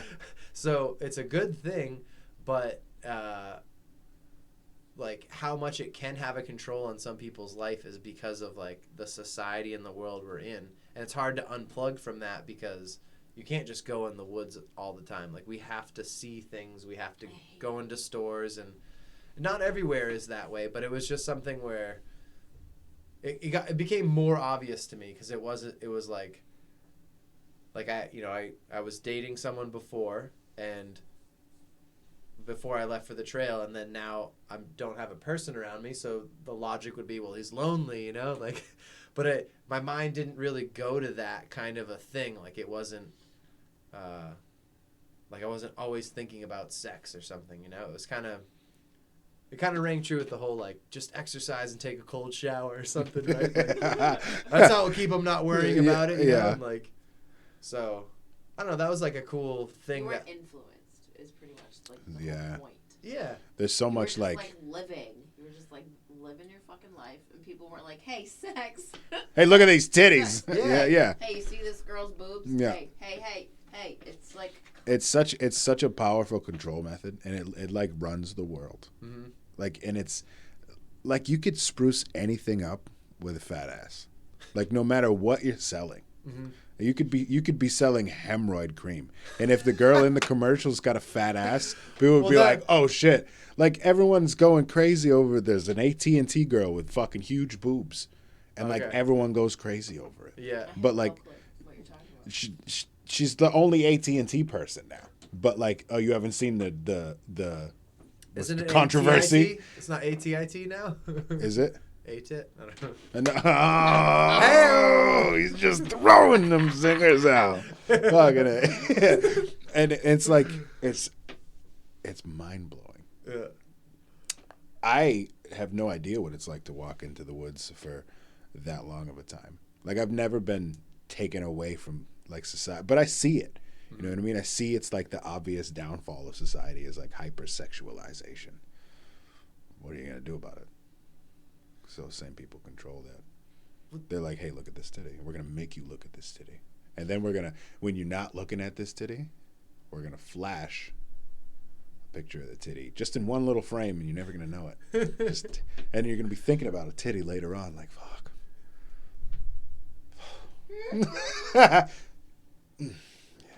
They win. They win. They always win. Yeah. Titties. So what like planning did you do to get like ready? Did you just like look at a map and like watch some videos and be like, I'm gonna do it, and then just fucking did it, or did you like extensively plan it out? Definitely a lot of videos, a lot of reading. There's I was really concerned about wetness and coldness. So like I knew how to hike, I knew how to like physically exert myself. It was just, how do I live out of a backpack? Because that's what I told everyone. I was like, when I told everyone I was quitting my job and to go hike the AT, so many people were like really supportive, like, oh man, that's awesome, that's so awesome, like I'm proud of you. And I'm like, people are proud of me because I'm quitting my job and I'm gonna live in the woods out of a backpack for months. Yeah. I was like, did you hear back to him? And he was like, no, what? And I told him, and he was like, nice. Yeah. I was like, that's so fucking cool. Yeah.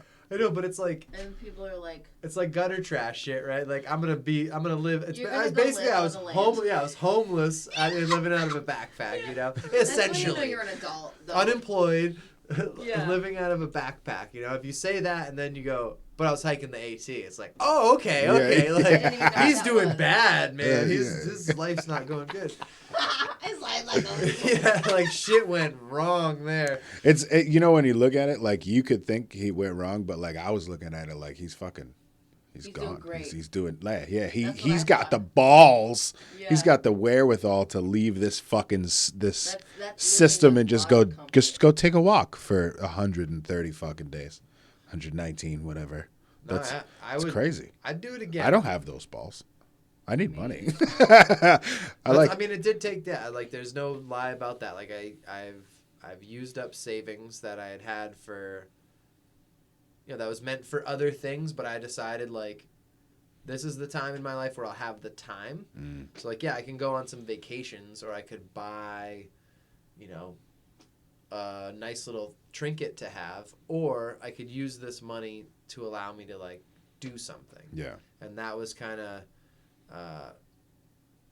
that was not my normal way of being. Like, my normal thing is I save money and then I buy a thing. And, like, knowing that if I needed to get that money back, I can sell this thing.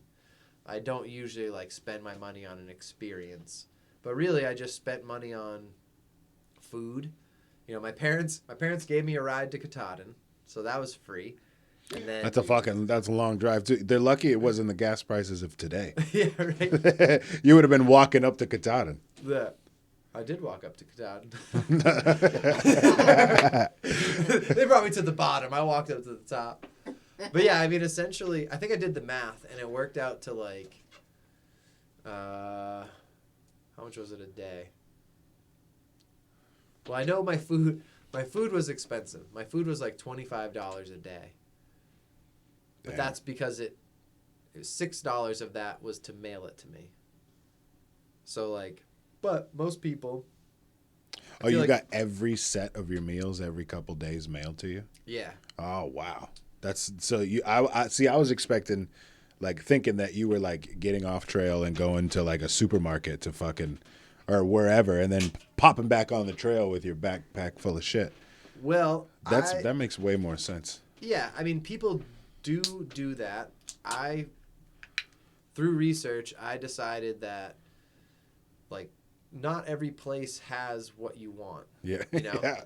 And for I wouldn't me, expect it to. Yeah, so like some people would say like, all right, well I would go into a town, but then I had 3 days where I ate Snickers bars, or I had 2 dinners where I ate Cliff bars, or something where they didn't have the typical mix of food. Because for me, like, I like to have a kind of assortment. So my day started with like Carnation instant breakfast. So basically, I was drinking like fancy chocolate milk and Pop-Tarts, and then like meat sticks, Cliff bars in the day, like peanut butter. Lunch was like Spam, and dinner was like pasta and meat. So like I had things that made it feel like I had breakfast, lunch, and dinner. But once I figured out the mix of calories and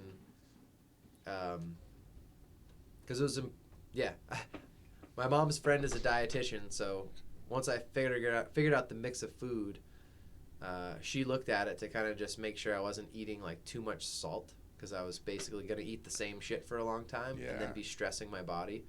So what I had for a mix was like, the appropriate amount of protein, carbs, and fat.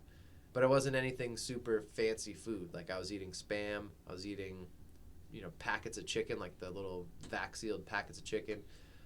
Rice sides, like Knorr rice sides. So, like, $1 for... How'd you cook that out there? You just pop out a little fucking stove and throw a little pot on? I was wicked simple. I didn't want to have to wash anything because I didn't want to dump food in the woods. So, like, there's a whole, leave no trace. Like, the one thing I didn't do is I buried my toilet paper. Like, you're supposed to technically, like, pack your toilet paper out. Whatever you brought in the woods, you're supposed to take out with you. But, like, as long as you dig a hole and you kind of put in dirt and stuff, like, and I used really, really cheap toilet paper, like, but otherwise, I didn't want to... poke your finger in your ass on accident toilet paper? Yeah, I mean, so... We all been there. I always had hand sanitizer. No, all my food I could put... My rice sides would go into a freezer bag. In freezer bags, you can put boiling water in, like, they're safe for that. Or I guess they're safe. Like, we'll see if I die out of cancer. You're the one that told me about all those forever chemicals that are just going crazy. The last time we had an episode. Yeah, I've been thinking about it since. Every time I see something about forever chemicals, they're fucking... if I hear the word Teflon, I'm like, oh, I got Teflon inside of me. Fuck. Oh, yeah. Yeah. Phthalates and stuff like that. Yeah, a whole bunch of things I don't even know they are. But no, my food, I just had to boil water, put my water in the bag with the food, and just let it sit, and then it would kind of soak in. So really easy. Just boiled. The only thing I cooked was water. I boiled water, and my breakfast was just cold water mixed into like chocolate milk powder, basically, but it had vitamins and minerals. And then everything else was just in like a, single serve package. So what was interesting is like, so I know I said 10 pounds earlier, but my 4 days of food worked out to about 11 pounds. That, like, my food was kind of heavy.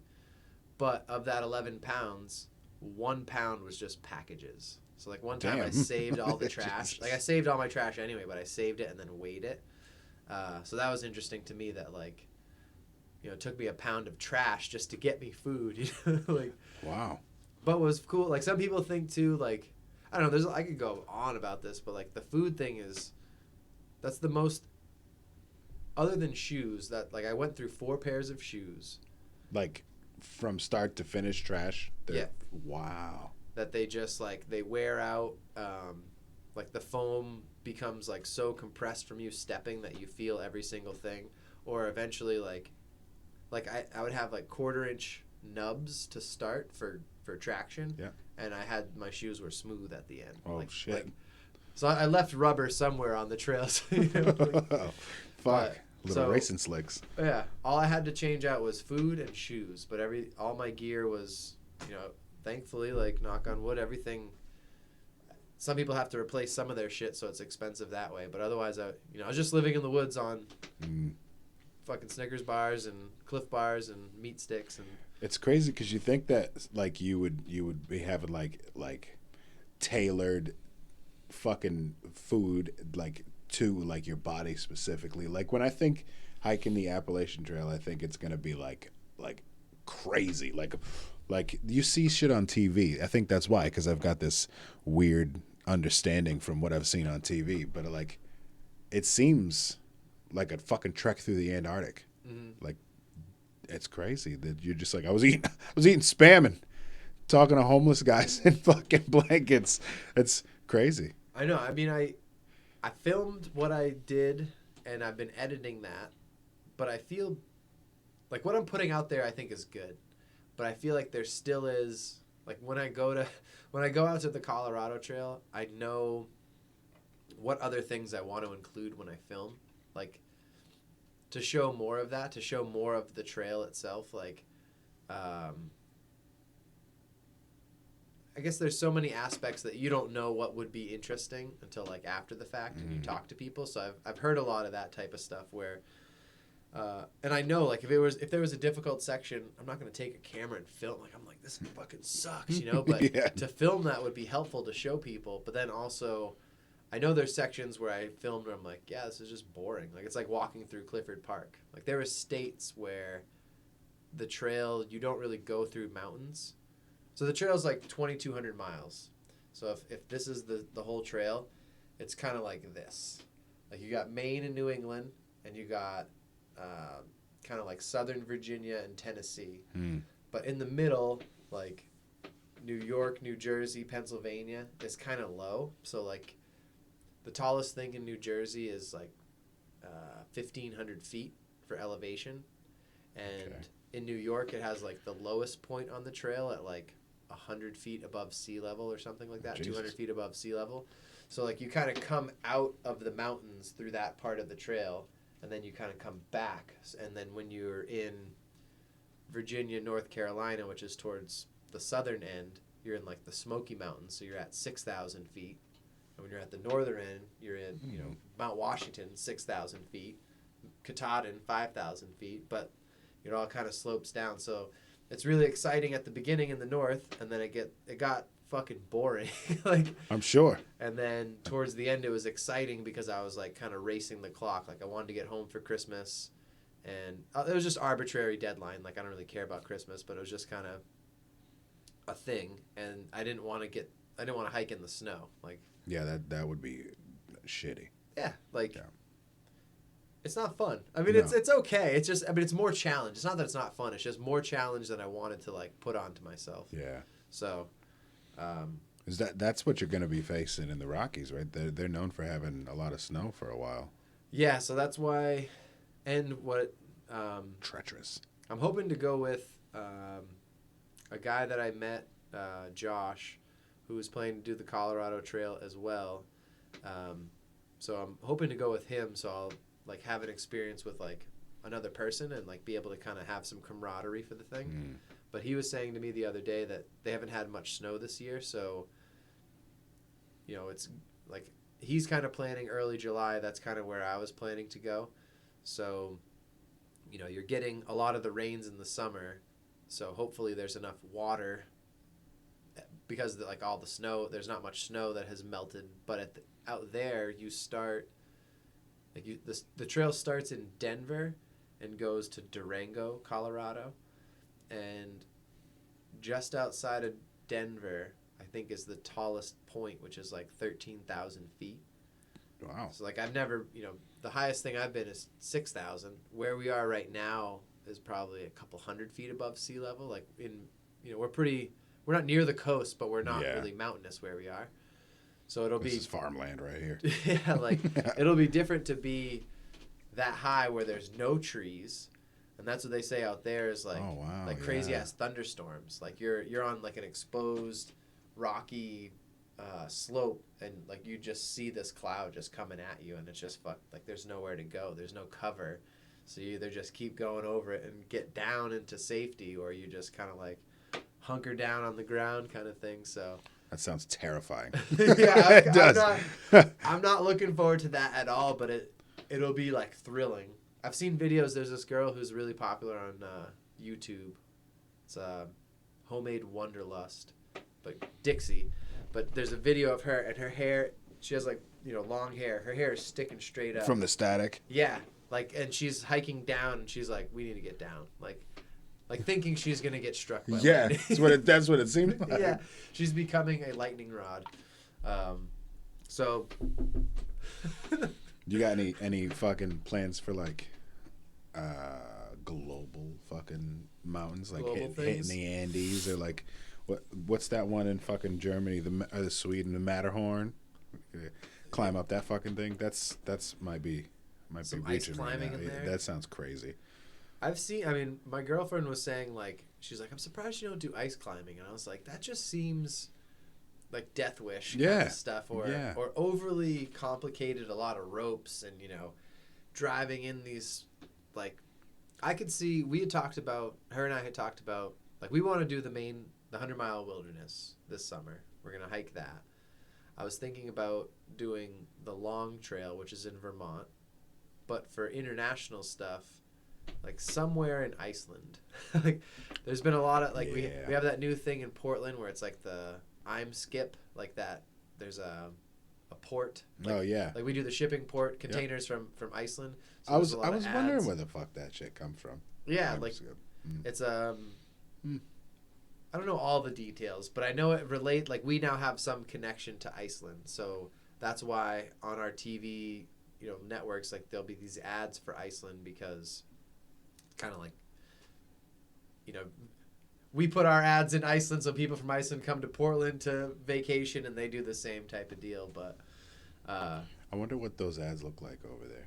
Like, come to Portland. Just cracking lobsters. Yeah, lobster roll after lobster roll. I fucking ew. I can't do lobster. I want a lobster roll, but just chicken chunks. Yeah. Why don't they do chunks of chicken with mayonnaise? I guess that's chicken salad. They could put little chili pieces on it, make me think that it's like a cooked lobster.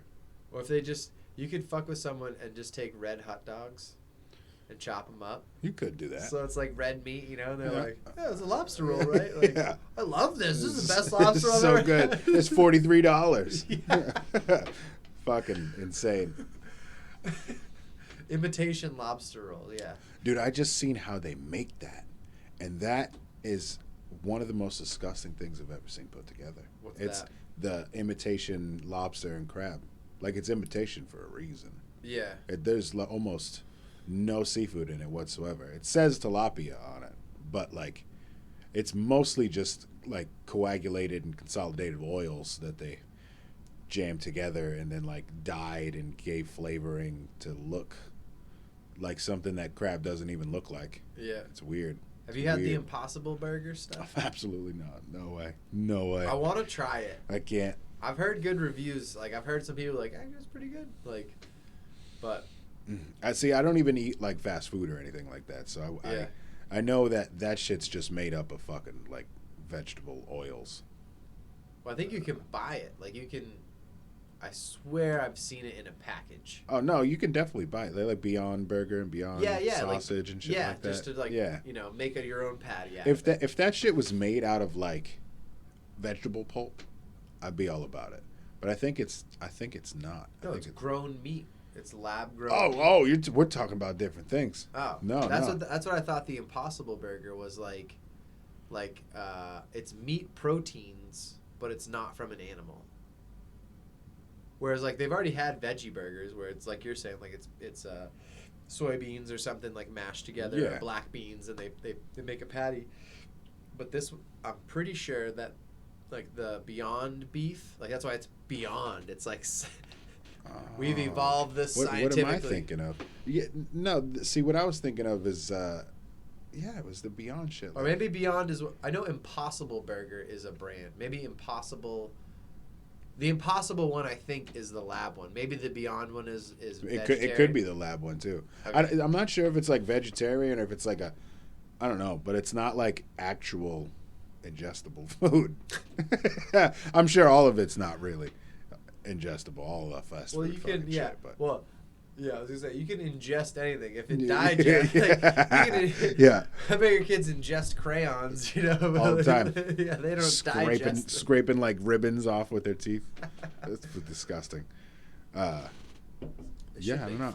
I don't think I could eat meat that didn't belong to something that was alive. Yeah. Even though when you think about eating meat that belongs to something that was alive, it's kind of fucked up. You're like, I just killed you and I'm eating you.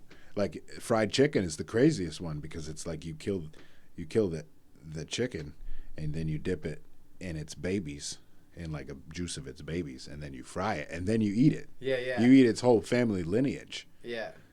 It's fucked up, but it's delicious. So I don't know if I could eat the lab grown meat.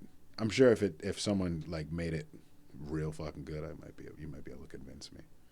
And get me on like after a big fat doobie. Well, that's what I like. People, like cannibalism. But what if someone served you? You're like, that's fucking damn good. And like, yeah, that's Tony. You're like, what? Yeah. Are you gonna keep eating it? Yeah, exactly. What are you gonna do? That's the best meal I've ever had. Oh my god, that's so good. What was that? That was your buddy. There's a sickness that comes from eating cannibalism. Yeah. It like makes you all shaky and shit. It like I don't know how to explain, but it puts like a lesion on your tongue too, and like it makes you to the point where you're addicted to the human flesh and you have to continue to eat it. Yeah, or like your body starts to deteriorate. It's kind of fucked up. Yeah, well, I guess that's a good like deterrent a safety button. Yeah, like we naturally have a don't fucking do that. Yeah. Hey, dude, no, don't eat each other. Yeah. You ever think about trying a monkey? Would you eat a monkey? I don't know, why not? I'd eat the fuck out of a monkey. Or like dog. Why cat? That's what I've thought of. Like what we have like 4 animals. Just four animals. That's just America. Right, but in America there's 5. Like there's the mass thing. Like so cow, pig, chicken, turkey, and tuna. Yeah, I would say like that covers the majority of everybody's There's a couple meat. Sprinkled in, but but seafood, other seafoods, but like there's a whole section of tuna. You know what I mean? But those other 3 are like the majority of deli meats because like any pastrami, salami, that's all pork. Everything is some derivative of pork or beef or chicken, and like that we've picked out of however many plethora of animals, only 4 or 5 are okay to kill and eat, right? Like. But because like we're friendly with some, we're like, you shouldn't eat that one. Like, why can't we eat ducks, dolphins? like people eat duck, right? People Delicious. Eat goat, lamb. Yeah, bison. So there's these other things that are kind of sideline animals that were like, yeah, that's acceptable. Like, yeah, it's weird.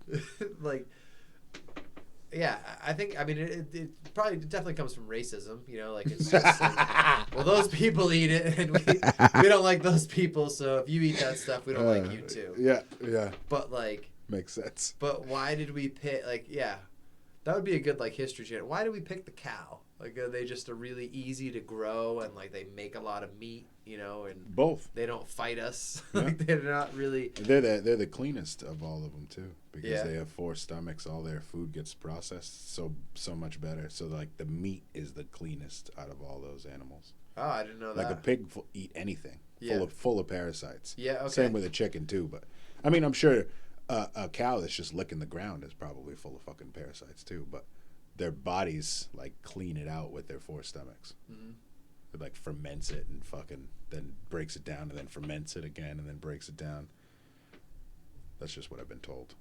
No, I think. Well, the thing I saw this thing that makes me think, because I know that makes a light bulb go off, because I saw something about pig farms in the South where people that live near these like large pig farms in like, I think it's like North Carolina or South Carolina. I think it's South Carolina. There's like let's say 60% of America's bacon, you know, it's South Carolina. And there's these clusters of like all these pig farms, and there's high incidence of like asthma and like respiratory problems in towns near these because all these pig farms have like these waste pits. Like they put the pig shit in a big place and hope that it evaporates. But what ends up happening is like, you know, those particles evaporate and they get into the air, and then they're just like particulate irritants that then everyone's breathing, and it's fucking with people. That's why everybody's so stupid in the South. So I don't know, with like cow manure, like cows just shit in the fields, right? And then just, you know, cows then go eat the grass. So maybe, you know, like a pig just like sends out its toxins and it gets in the air, whereas like, but I know like, you know, the whole thing with cows is the methane. Like cows fart a lot, and like methane is like, I don't know the numbers, but I know methane is like worse as a greenhouse gas, worse than carbon dioxide. So some people have pointed to like, because Americans eat so much red meat, there's so that, you know, if you got to eat you got to eat $1 hamburger, well, you got to make a cow. And because there's a cow, the cow's eating grass and it's turning grass into methane. And that's like, if we ate less meat, we would like help with global warming. That's like one argument. Like you can cut out car emissions, but if you just cut down like natural gas emissions, like that would, you could cut out less and it would have more of an impact, kind of a thing. And I don't know if I'd rather give up my car than burgers. I'd ride my bike to go get a steak. Dude, absolutely. We can all get on the electric bullet train, and I'll fucking eat. Dude, I'd ride them fuckers like, I don't know if I said that. It doesn't matter. No one's watching both of these things. My ultimate idea would be if all roads pretty much already have power lines right next to them. And so like if we were to switch to electric cars, there's already electricity running along the majority of almost every road, or the majority of like every busy road. Yeah.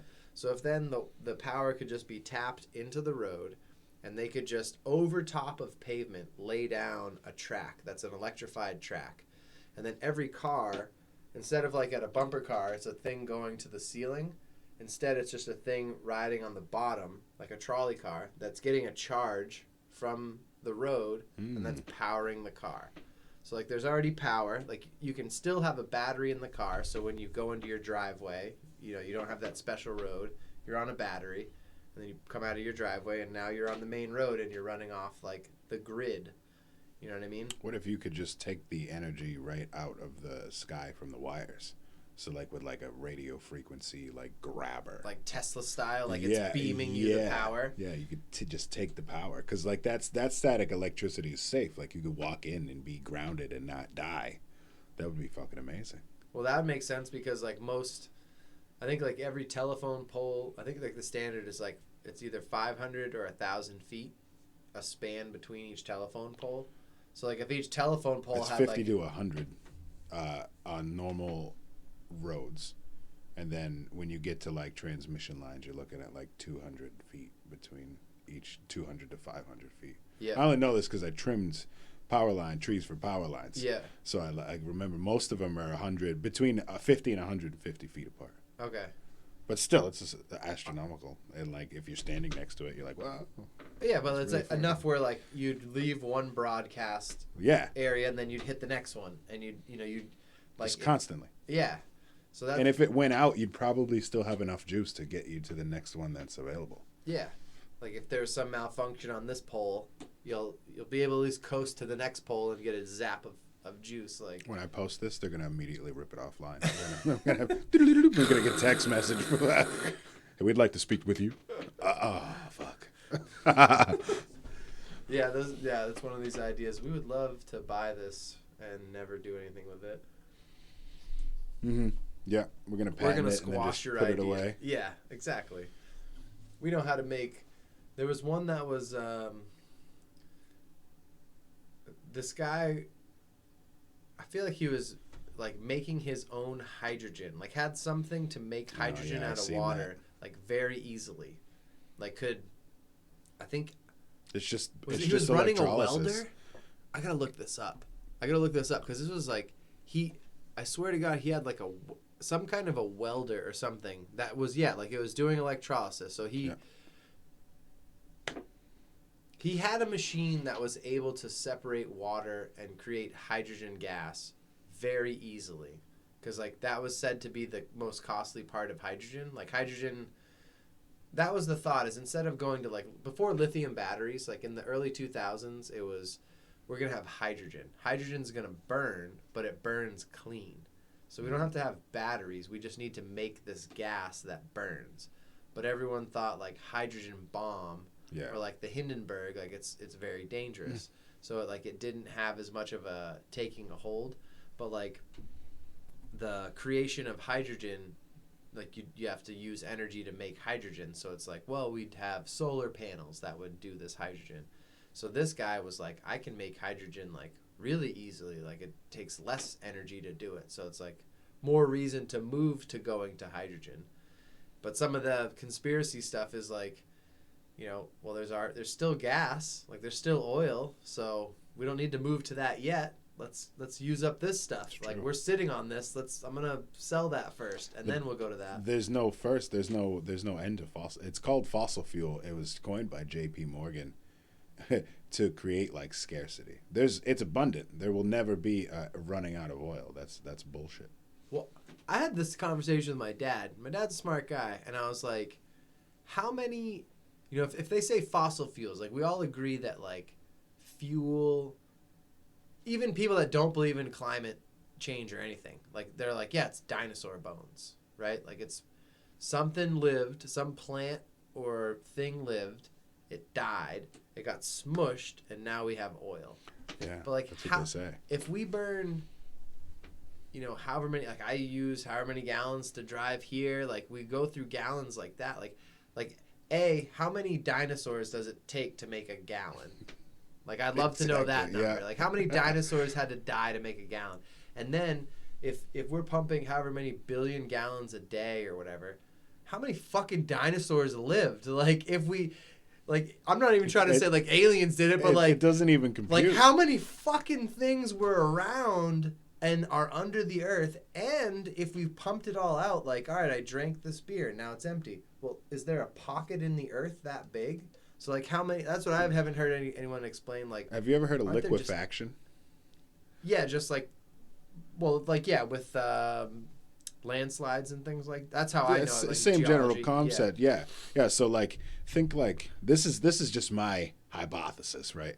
So, the Earth is constantly... It's, like, constant in a state of shaking. Like, everything's vibration, right? Mm-hmm. So, there's earthquakes, like, every other second, all day long. And my idea is that, like, these plates are moving and everything's moving around each other. And it's vibrating and it's creating friction, heat, and, like, liquefaction. So solid matter is just turning into liquid immediately. And it's just there. So when you tap into the ground like you would the same way with water, because the water just stays there. You know what I mean? It just moves around with the tectonic plates.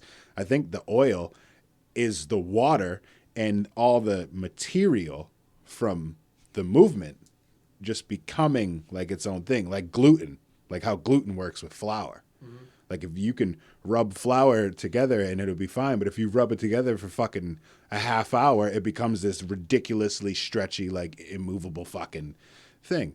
It's the same concept, but like with the ground.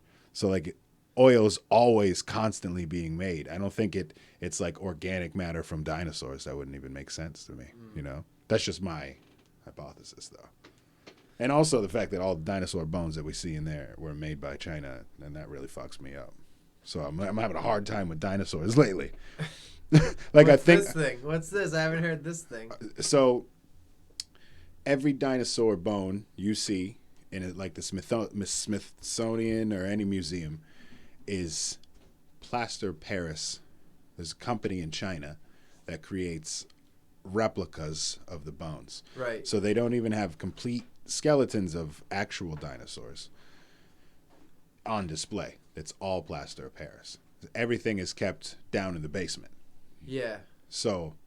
Right, because they don't have a full. You're right. They have to mimic. They have what they think it is. Yeah. But yeah, they're not putting a bone because that's going to shatter or like the air is. It's going to destroy. So they have fake stuff. Yeah. Yeah. But so then now they have partial bones from what they think is a dinosaur, and most of the time they don't even have full skeletons. It's just partial little pieces, maybe a couple of teeth here or there, or a fibia.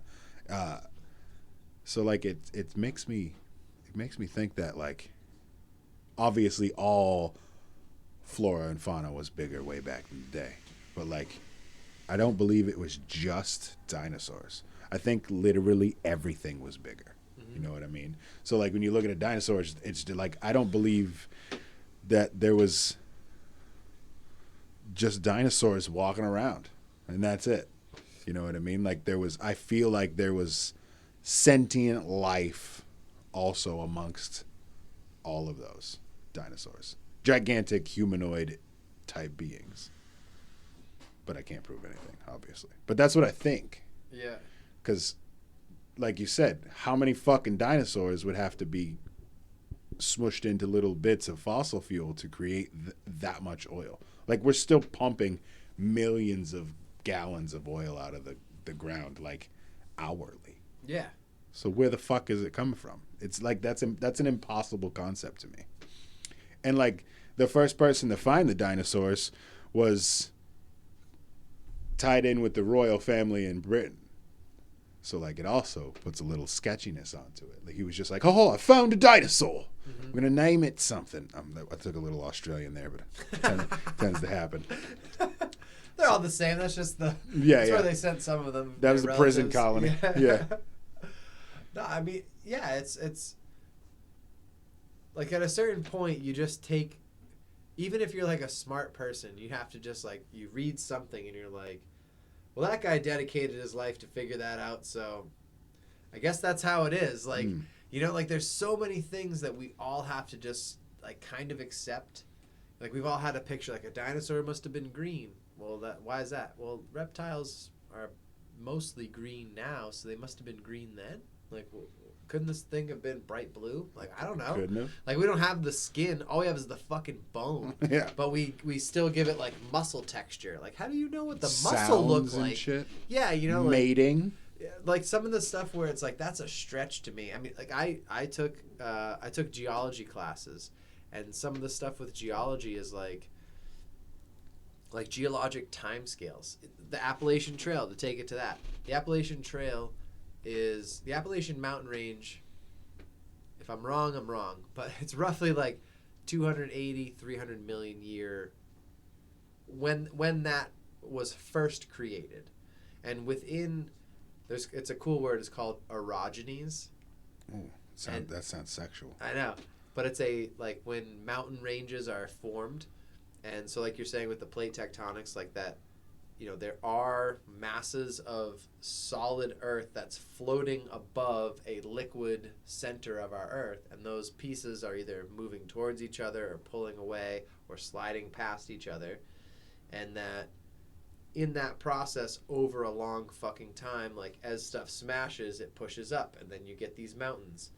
So there's like a region called like the Taconic region, Allegheny region, and those are part of like an Allegheny orogeny. So like don't quote me, I don't know when, but let's say at 150 million years ago, these plates mashed together, and that's when these mountains in New York were formed. And then the plates kind of pulled away, and then they smashed together again, and they made these mountains on this side. So there's sections of the trail, like as you're walking, like I got to see, like, you know, there's things that felt different. Like you're in different states, but like stuff looked the same, but also different. So it's like this happened at a certain time. Like you know, I'm walking through geology, but it's even if you just accept on the face that is how it happened.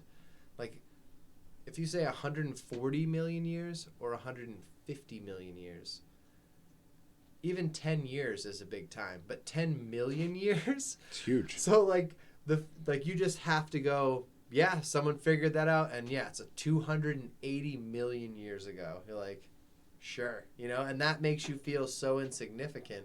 But how did someone as small as us, you know, and on such a small lifespan, figure out how old that is? Like how much larger, you know, a human can live to be about 100, but we can figure out something that happened 300 million years ago. We can't even fathom that number. Yeah. So it's crazy to me that like someone as a scientist can be like, yeah, it's like that. To be that confident about anything, you know, it's like, okay, like I'll accept that. I'll go with that. You know, like, yeah, dinosaurs made oil. Sure.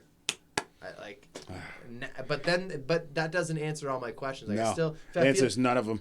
Then I got 30 more. Yeah, your kids are gonna be like that. You know, like, Daddy, where's oil? You know, like I always think, like, what is a 5-year-old? How do you answer a 5-year-old's question? Because I feel like I'm smart, but I feel like a little kid with like minimal knowledge asks the best questions. Yeah, they do. They connect the dots, and like as an adult to hear those questions and be like, I don't know.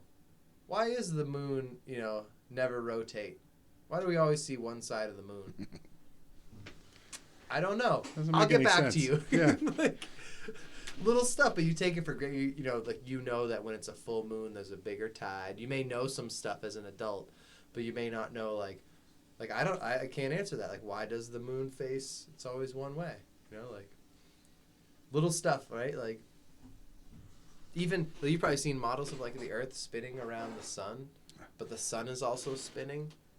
Yeah. So like I don't believe any of those motions. No? No, not at all. In my heart of hearts, I believe we're on a I don't mean like a flat, like we're on a flat fucking disc and we can fall off. Yeah. I feel like we are like the center of a vesica Pisces.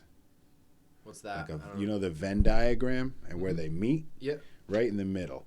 In the same as like you'd look at a wormhole or like an hourglass. In the center, that's flat. And that's where we exist, on a plane of existence. Just looking at like the stars and how they're in the same exact spots every single year as the year turns. Like you could go in July and then next July the stars will be exactly where they were the last July. It doesn't make sense to me if we're spinning like this and we're spinning like this around something and that whole thing is also spinning around something, which is also spinning around another thing in tandem. Like, and we don't feel any of that. And I just can't I can't accept it anymore. It doesn't make any sense. Here's what you made me think of something. Like if we just accept, you know, like I don't necessarily believe creation. Like someone was like, boom, Earth, right? Yeah. Like, okay, I'll believe there was a boom, like something blew up and that's how Earth formed. That's right? how Big everything Bang. forms. I mean, Right. even in utero, as soon as like a egg is fertilized, boom, a flash of zinc. Like bam, things go bam. Yeah. That's how things start with the bam. But I don't fucking know where that bam came from. Anyway, proceed. Sorry. Well, no, like like this table's round, right? So like if we think like the center of this table is where the boom happened and everything's moving away from it, like where are we in this circle? Like if everything started here and then there was a pop and everything's spreading out, like they say the universe is expanding. So like where are we, in relation to the circle, and where are we spinning? Like if it pops out, every direction, Then what side of the center, there's where no from direction the center anymore. are we? And like, we're spinning away from that center? You know what I mean? And like, did it like? I'm just trying to visualizing that, right? It's like, impossible. It doesn't make any sense when you really think about it. Like, well, it's like how you're saying, like if you see the stars, so like, if everything popped. And like Orion, like I think Orion's a pretty recognizable constellation, right? Three stars, pop, right? Yeah. So like that's over here, and then, everything's expanding. That's over here. We spun around again this year, and we see it over here. I mean, generally, it's still over there. Like makes sense. That doesn't. It doesn't make any what you just sense. said. Yeah. Think about How it does that though. make sense? So like, How we're spinning though. yeah. Okay, so forget that. So you're driving this way. Orion's way the fuck back there. What? You're going this way and this way and this way. You're Yeah. going this way. How are you seeing shit that you already passed? Yeah. Okay. I see what you mean. I see what you're saying. Trying to say So that we're like, going this way, this like way, this way, Orion, say in the month of June is in the same exact spot it was in the month of June forever. Mm-hmm. Like as long as people have looked up at the skies and recorded it. But how would that be so if we were constantly moving from the outward direction? Well, I think that's why I don't think that is the case, because I think that's why, like, didn't they add a new or they shifted astrology signs? No. Because now we're no longer lined up, like Cancers aren't lined up with where the sky was with Cancer 20 years ago. That's like a propaganda myth, essentially, that like everybody in the news kind of pushed. Okay. That's not it was like there's a sign called Ophiuchus, and they were trying to say that like the sun rises in that, but it never rises. It's constantly on the same exact cycles. It that just happens to sit right above Libra in like the constellations. So the sun does go through it as it passes through during the day, but it never rises in Ophiuchus. Mm-hmm. Like, so it's still 12. They just they stole a louche. They were like, here's another zodiac. And everyone was like, oh no. But like when you dig into like real Vedic astrology and shit like that, like there's no Ophiuchus. And in fact, Libra was also created in like the 1500s. It didn't exist before. And it's the only sign that's like a person. It's like it's scales, but it's a person holding the scales. Mm-hmm. I'm getting deeper than I need to. But yeah, I'm not an expert on those things. It's just something I remember hearing that, so I thought that kind of related to like that. Yeah, I don't know. See, if it's expanding, then stuff can't be in the same relative spot. Yeah, and without it changing either in size or in direction. Mm-hmm. You know what I mean? And obviously I'll never be able to prove, like NASA gets $59 million a day. Nothing I can ever do. What they say is going to go. Like you said, this guy's smarter than me and said that, so all right. And that's where everybody is, but I fucking don't believe him. Like, I can't get that high in the sky. So no, I can't go up there and I'm prove limited. anything. Exactly, right? You know what, though? You gotta take for a grain of salt. What's his name? The fucking Red Bull guy. Oh, I don't know. Felix Baumgartner. I went like 100,000 feet. Yeah, he went way up there. And like the whole shit. time, he had a bunch of fisheye lenses like around him and around the ship and all that shit. And like you see it, and so like you're seeing a curve. And then he opened the door to jump out, and it was flat as a motherfucking like air, just flat. Like, and you look out you could see out the front door and his window was curved, but the front door was flat. And I was like, whoa. And it made me like readjust and start thinking, Like, I don't really believe the flat earthers, like, in their fucking movement, because it's like, that seems real, like, shilly. Like, people are paying them off. But, like, there's something that they're lying about. That's what I think I know. Mm-hmm. Regardless of what I can prove or, like, all the information I can memorize, somebody's lying to me. And I know it. And it's probably where the money starts. Yeah, if you follow the money, you find the lies. NASA is the biggest, the United States' largest consumer of water because they have so many pools. Because all of those spacewalks that you see are CGI'd. $59 million a day, you can make anybody think anything. If you gave me $59 million, you would think that I was like a little white Asian man, and you'd believe it because I could make it so. Yeah. That's, I don't know. Maybe it's just my personality to be like, I see your bullshit. But no, we've hit a dead end with space. We haven't really done shit with it. And then also, like, didn't Trump have like the Space Force? Yeah, like, we what's have up like with that? space military, but you don't hear anything about what they're doing, right? Yeah. So like, what's going on, right? What the fuck? What like, is going on? We landed, we got out there, we've been out there, but there's not like groundbreaking shit apparently happening in space. Like, I don't even think we've been out there. No. No, I don't even think it's been that far. What do you think like SpaceX is doing? I think all those they're things? also filming bullshit. Yeah. Because I watch those launches and they look real CGI-y. But what would be the bet? Like, I get the argument of like the U.S. faked it just to be like, haha, we beat the Russians. Yeah, you know? yeah. But like, what does Elon Musk benefit if all his business is to say that, well, we do it for the government, we just bring supplies to the space? Because that's all I've heard them justify is like the government just privatizes it because we don't want to have the lawsuits because the government killed someone because the spaceship blew up, so we'd rather have private company have someone die if they send stuff up. So like, but yeah, like, I don't know.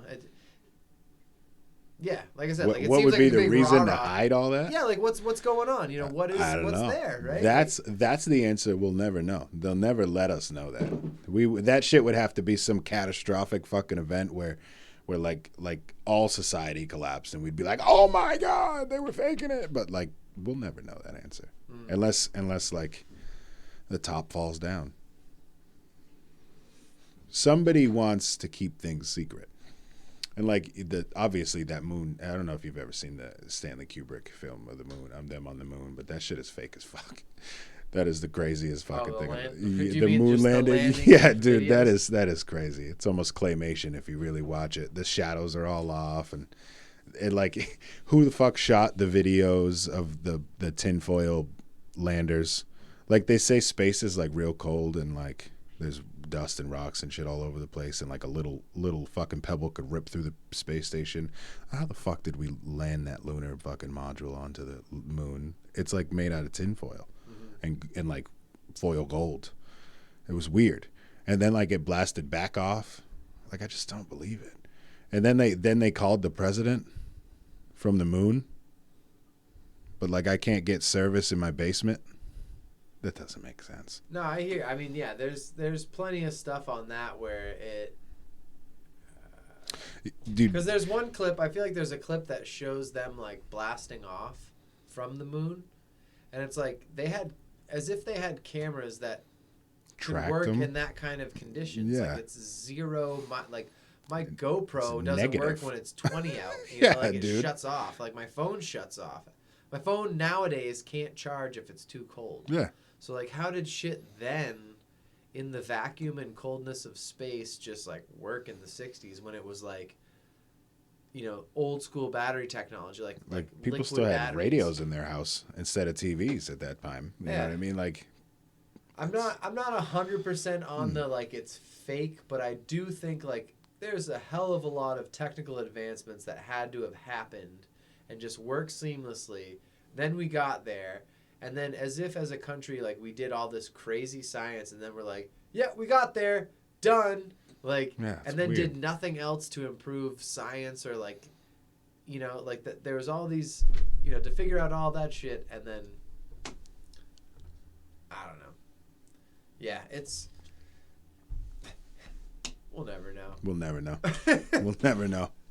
No, well, it'll just be constant speculation until It'll be until we 30 die. years from now. It'll be Yeah. like, actually, America, like what did happen? But if you think if we did fake it, like Russia would be the ones that are like, look, they fucking faked this. Like we really got there. I think everybody's in cahoots. They're all in I cahoots. think they're all in cahoots. Yeah. I think they all pretend they're not in cahoots to like be able to control their populace, but like they're all in cahoots. Mhm. You would just watch like that whole Russia get taken down with like the SWIFT payments, and they can't even use American dollars, and they want to link with China, just like perfect timing, and China's got a social credit score, and then like our American dollar is going to go right into the fucking tank because the world's not going to use it because they're going to be using the Chinese credit score, and that's just everyone's in cahoots. It's a fucking hubbub. It's a back scratching circle jerk. Yeah, with mayonnaise. And we're on the bottom. Yeah, it's well, yeah. Shit. Yeah. Well, on that note, The world's good though. what you got a page, right? A YouTube page I that got- people can fucking check, because I know, I like, this is a rhetorical question. I know you have a I got YouTube page. rhetorical page. Yeah. Starting an OnlyFans page. No. You never know. People could be into Appalachian witching. There Some was a wild girl shit. that I met, but only like met briefly, and then met other people. And when I talked to them about who I had come across, they're like, "Oh, that girl. You know, she like tasteful nudes." And I'm like, "What?" And I guess like she was funding her hike by taking like tasteful nudes and then like selling them on OnlyFans. Hiking? Yeah, so like whatever, shirt off, backpack, and then like, I don't know if she was naked or like covering her full nudity, but just I didn't see it, but this is what these guys had told me, and I was like, I guess it's ingenuitive. Yeah, like whatever. You got to make their money somehow. Yeah. That's smart. At least you're being like classy. That's Yeah. that's classy, trashy to me. Well, I It's wonder not like even trashy. who would pay for me? Who would be my audience if I had to fund my hiking thing? Just in tall socks and boots in a backpack. No, nothing. Just- Someone likes that. Someone's gotta like that. Yeah. But no, yeah. I'll look at the camera. ZacBoston.com. ZAC Boston.com. I have a website where I have some photos from the trail, some blog posts. I still need to finish up the blog post for the trail. But also Left Enright. ENRIGHT, like it's a British name. Left and Right, play on feet. That's my YouTube channel. Huh. And I'm at like day 13 is on there, and my plan is to really, I had a GoPro the whole time, so I filmed every single day, and I'm going to release that footage. So either it like concisely is nice in a day, or maybe some days I'll put 2 or 3 days together if it's, I'm assuming as the trail gets more boring, like my filming style got a little bit less creative. So I'm sure. there may be some montages. Yeah. Yeah. Some sped up stuff in the middle with some music, but for the beginning right now it's me kind of doing it. So that's kind of me. Otherwise, just a guy that's out in the woods, not really doing. I don't have a product to sell. I just do stuff, and yeah, that's me. I like it. That's what I got. All right. What do we got for time? How long have we been doing this? What do we got? 2 hours, 23 minutes. Woo! Killed it. Killed Hell it. yeah. All right. Cool. You let me know when you want to get back on here, and we'll get froggy. Yeah. This is almost 3 years now. Yeah. I had to take a little break because Rona was fucking all around, and people canceled because they didn't want to be around microphones, even though we have Zoom, and it's 2020 and 2021 and 2020. Hey, but who cares? We're here now, right? Yeah. Yeah. We made it through. Yeah. I'm alive. We weathered the pandemic. Yeah. That's a story. We've gone through recessions, pandemics, And terrorist attacks, endless wars. We're fucking the shit, man. a hike is nothing. Yeah, like that's a walk in the woods. Yeah. All right, later, everybody. Peace.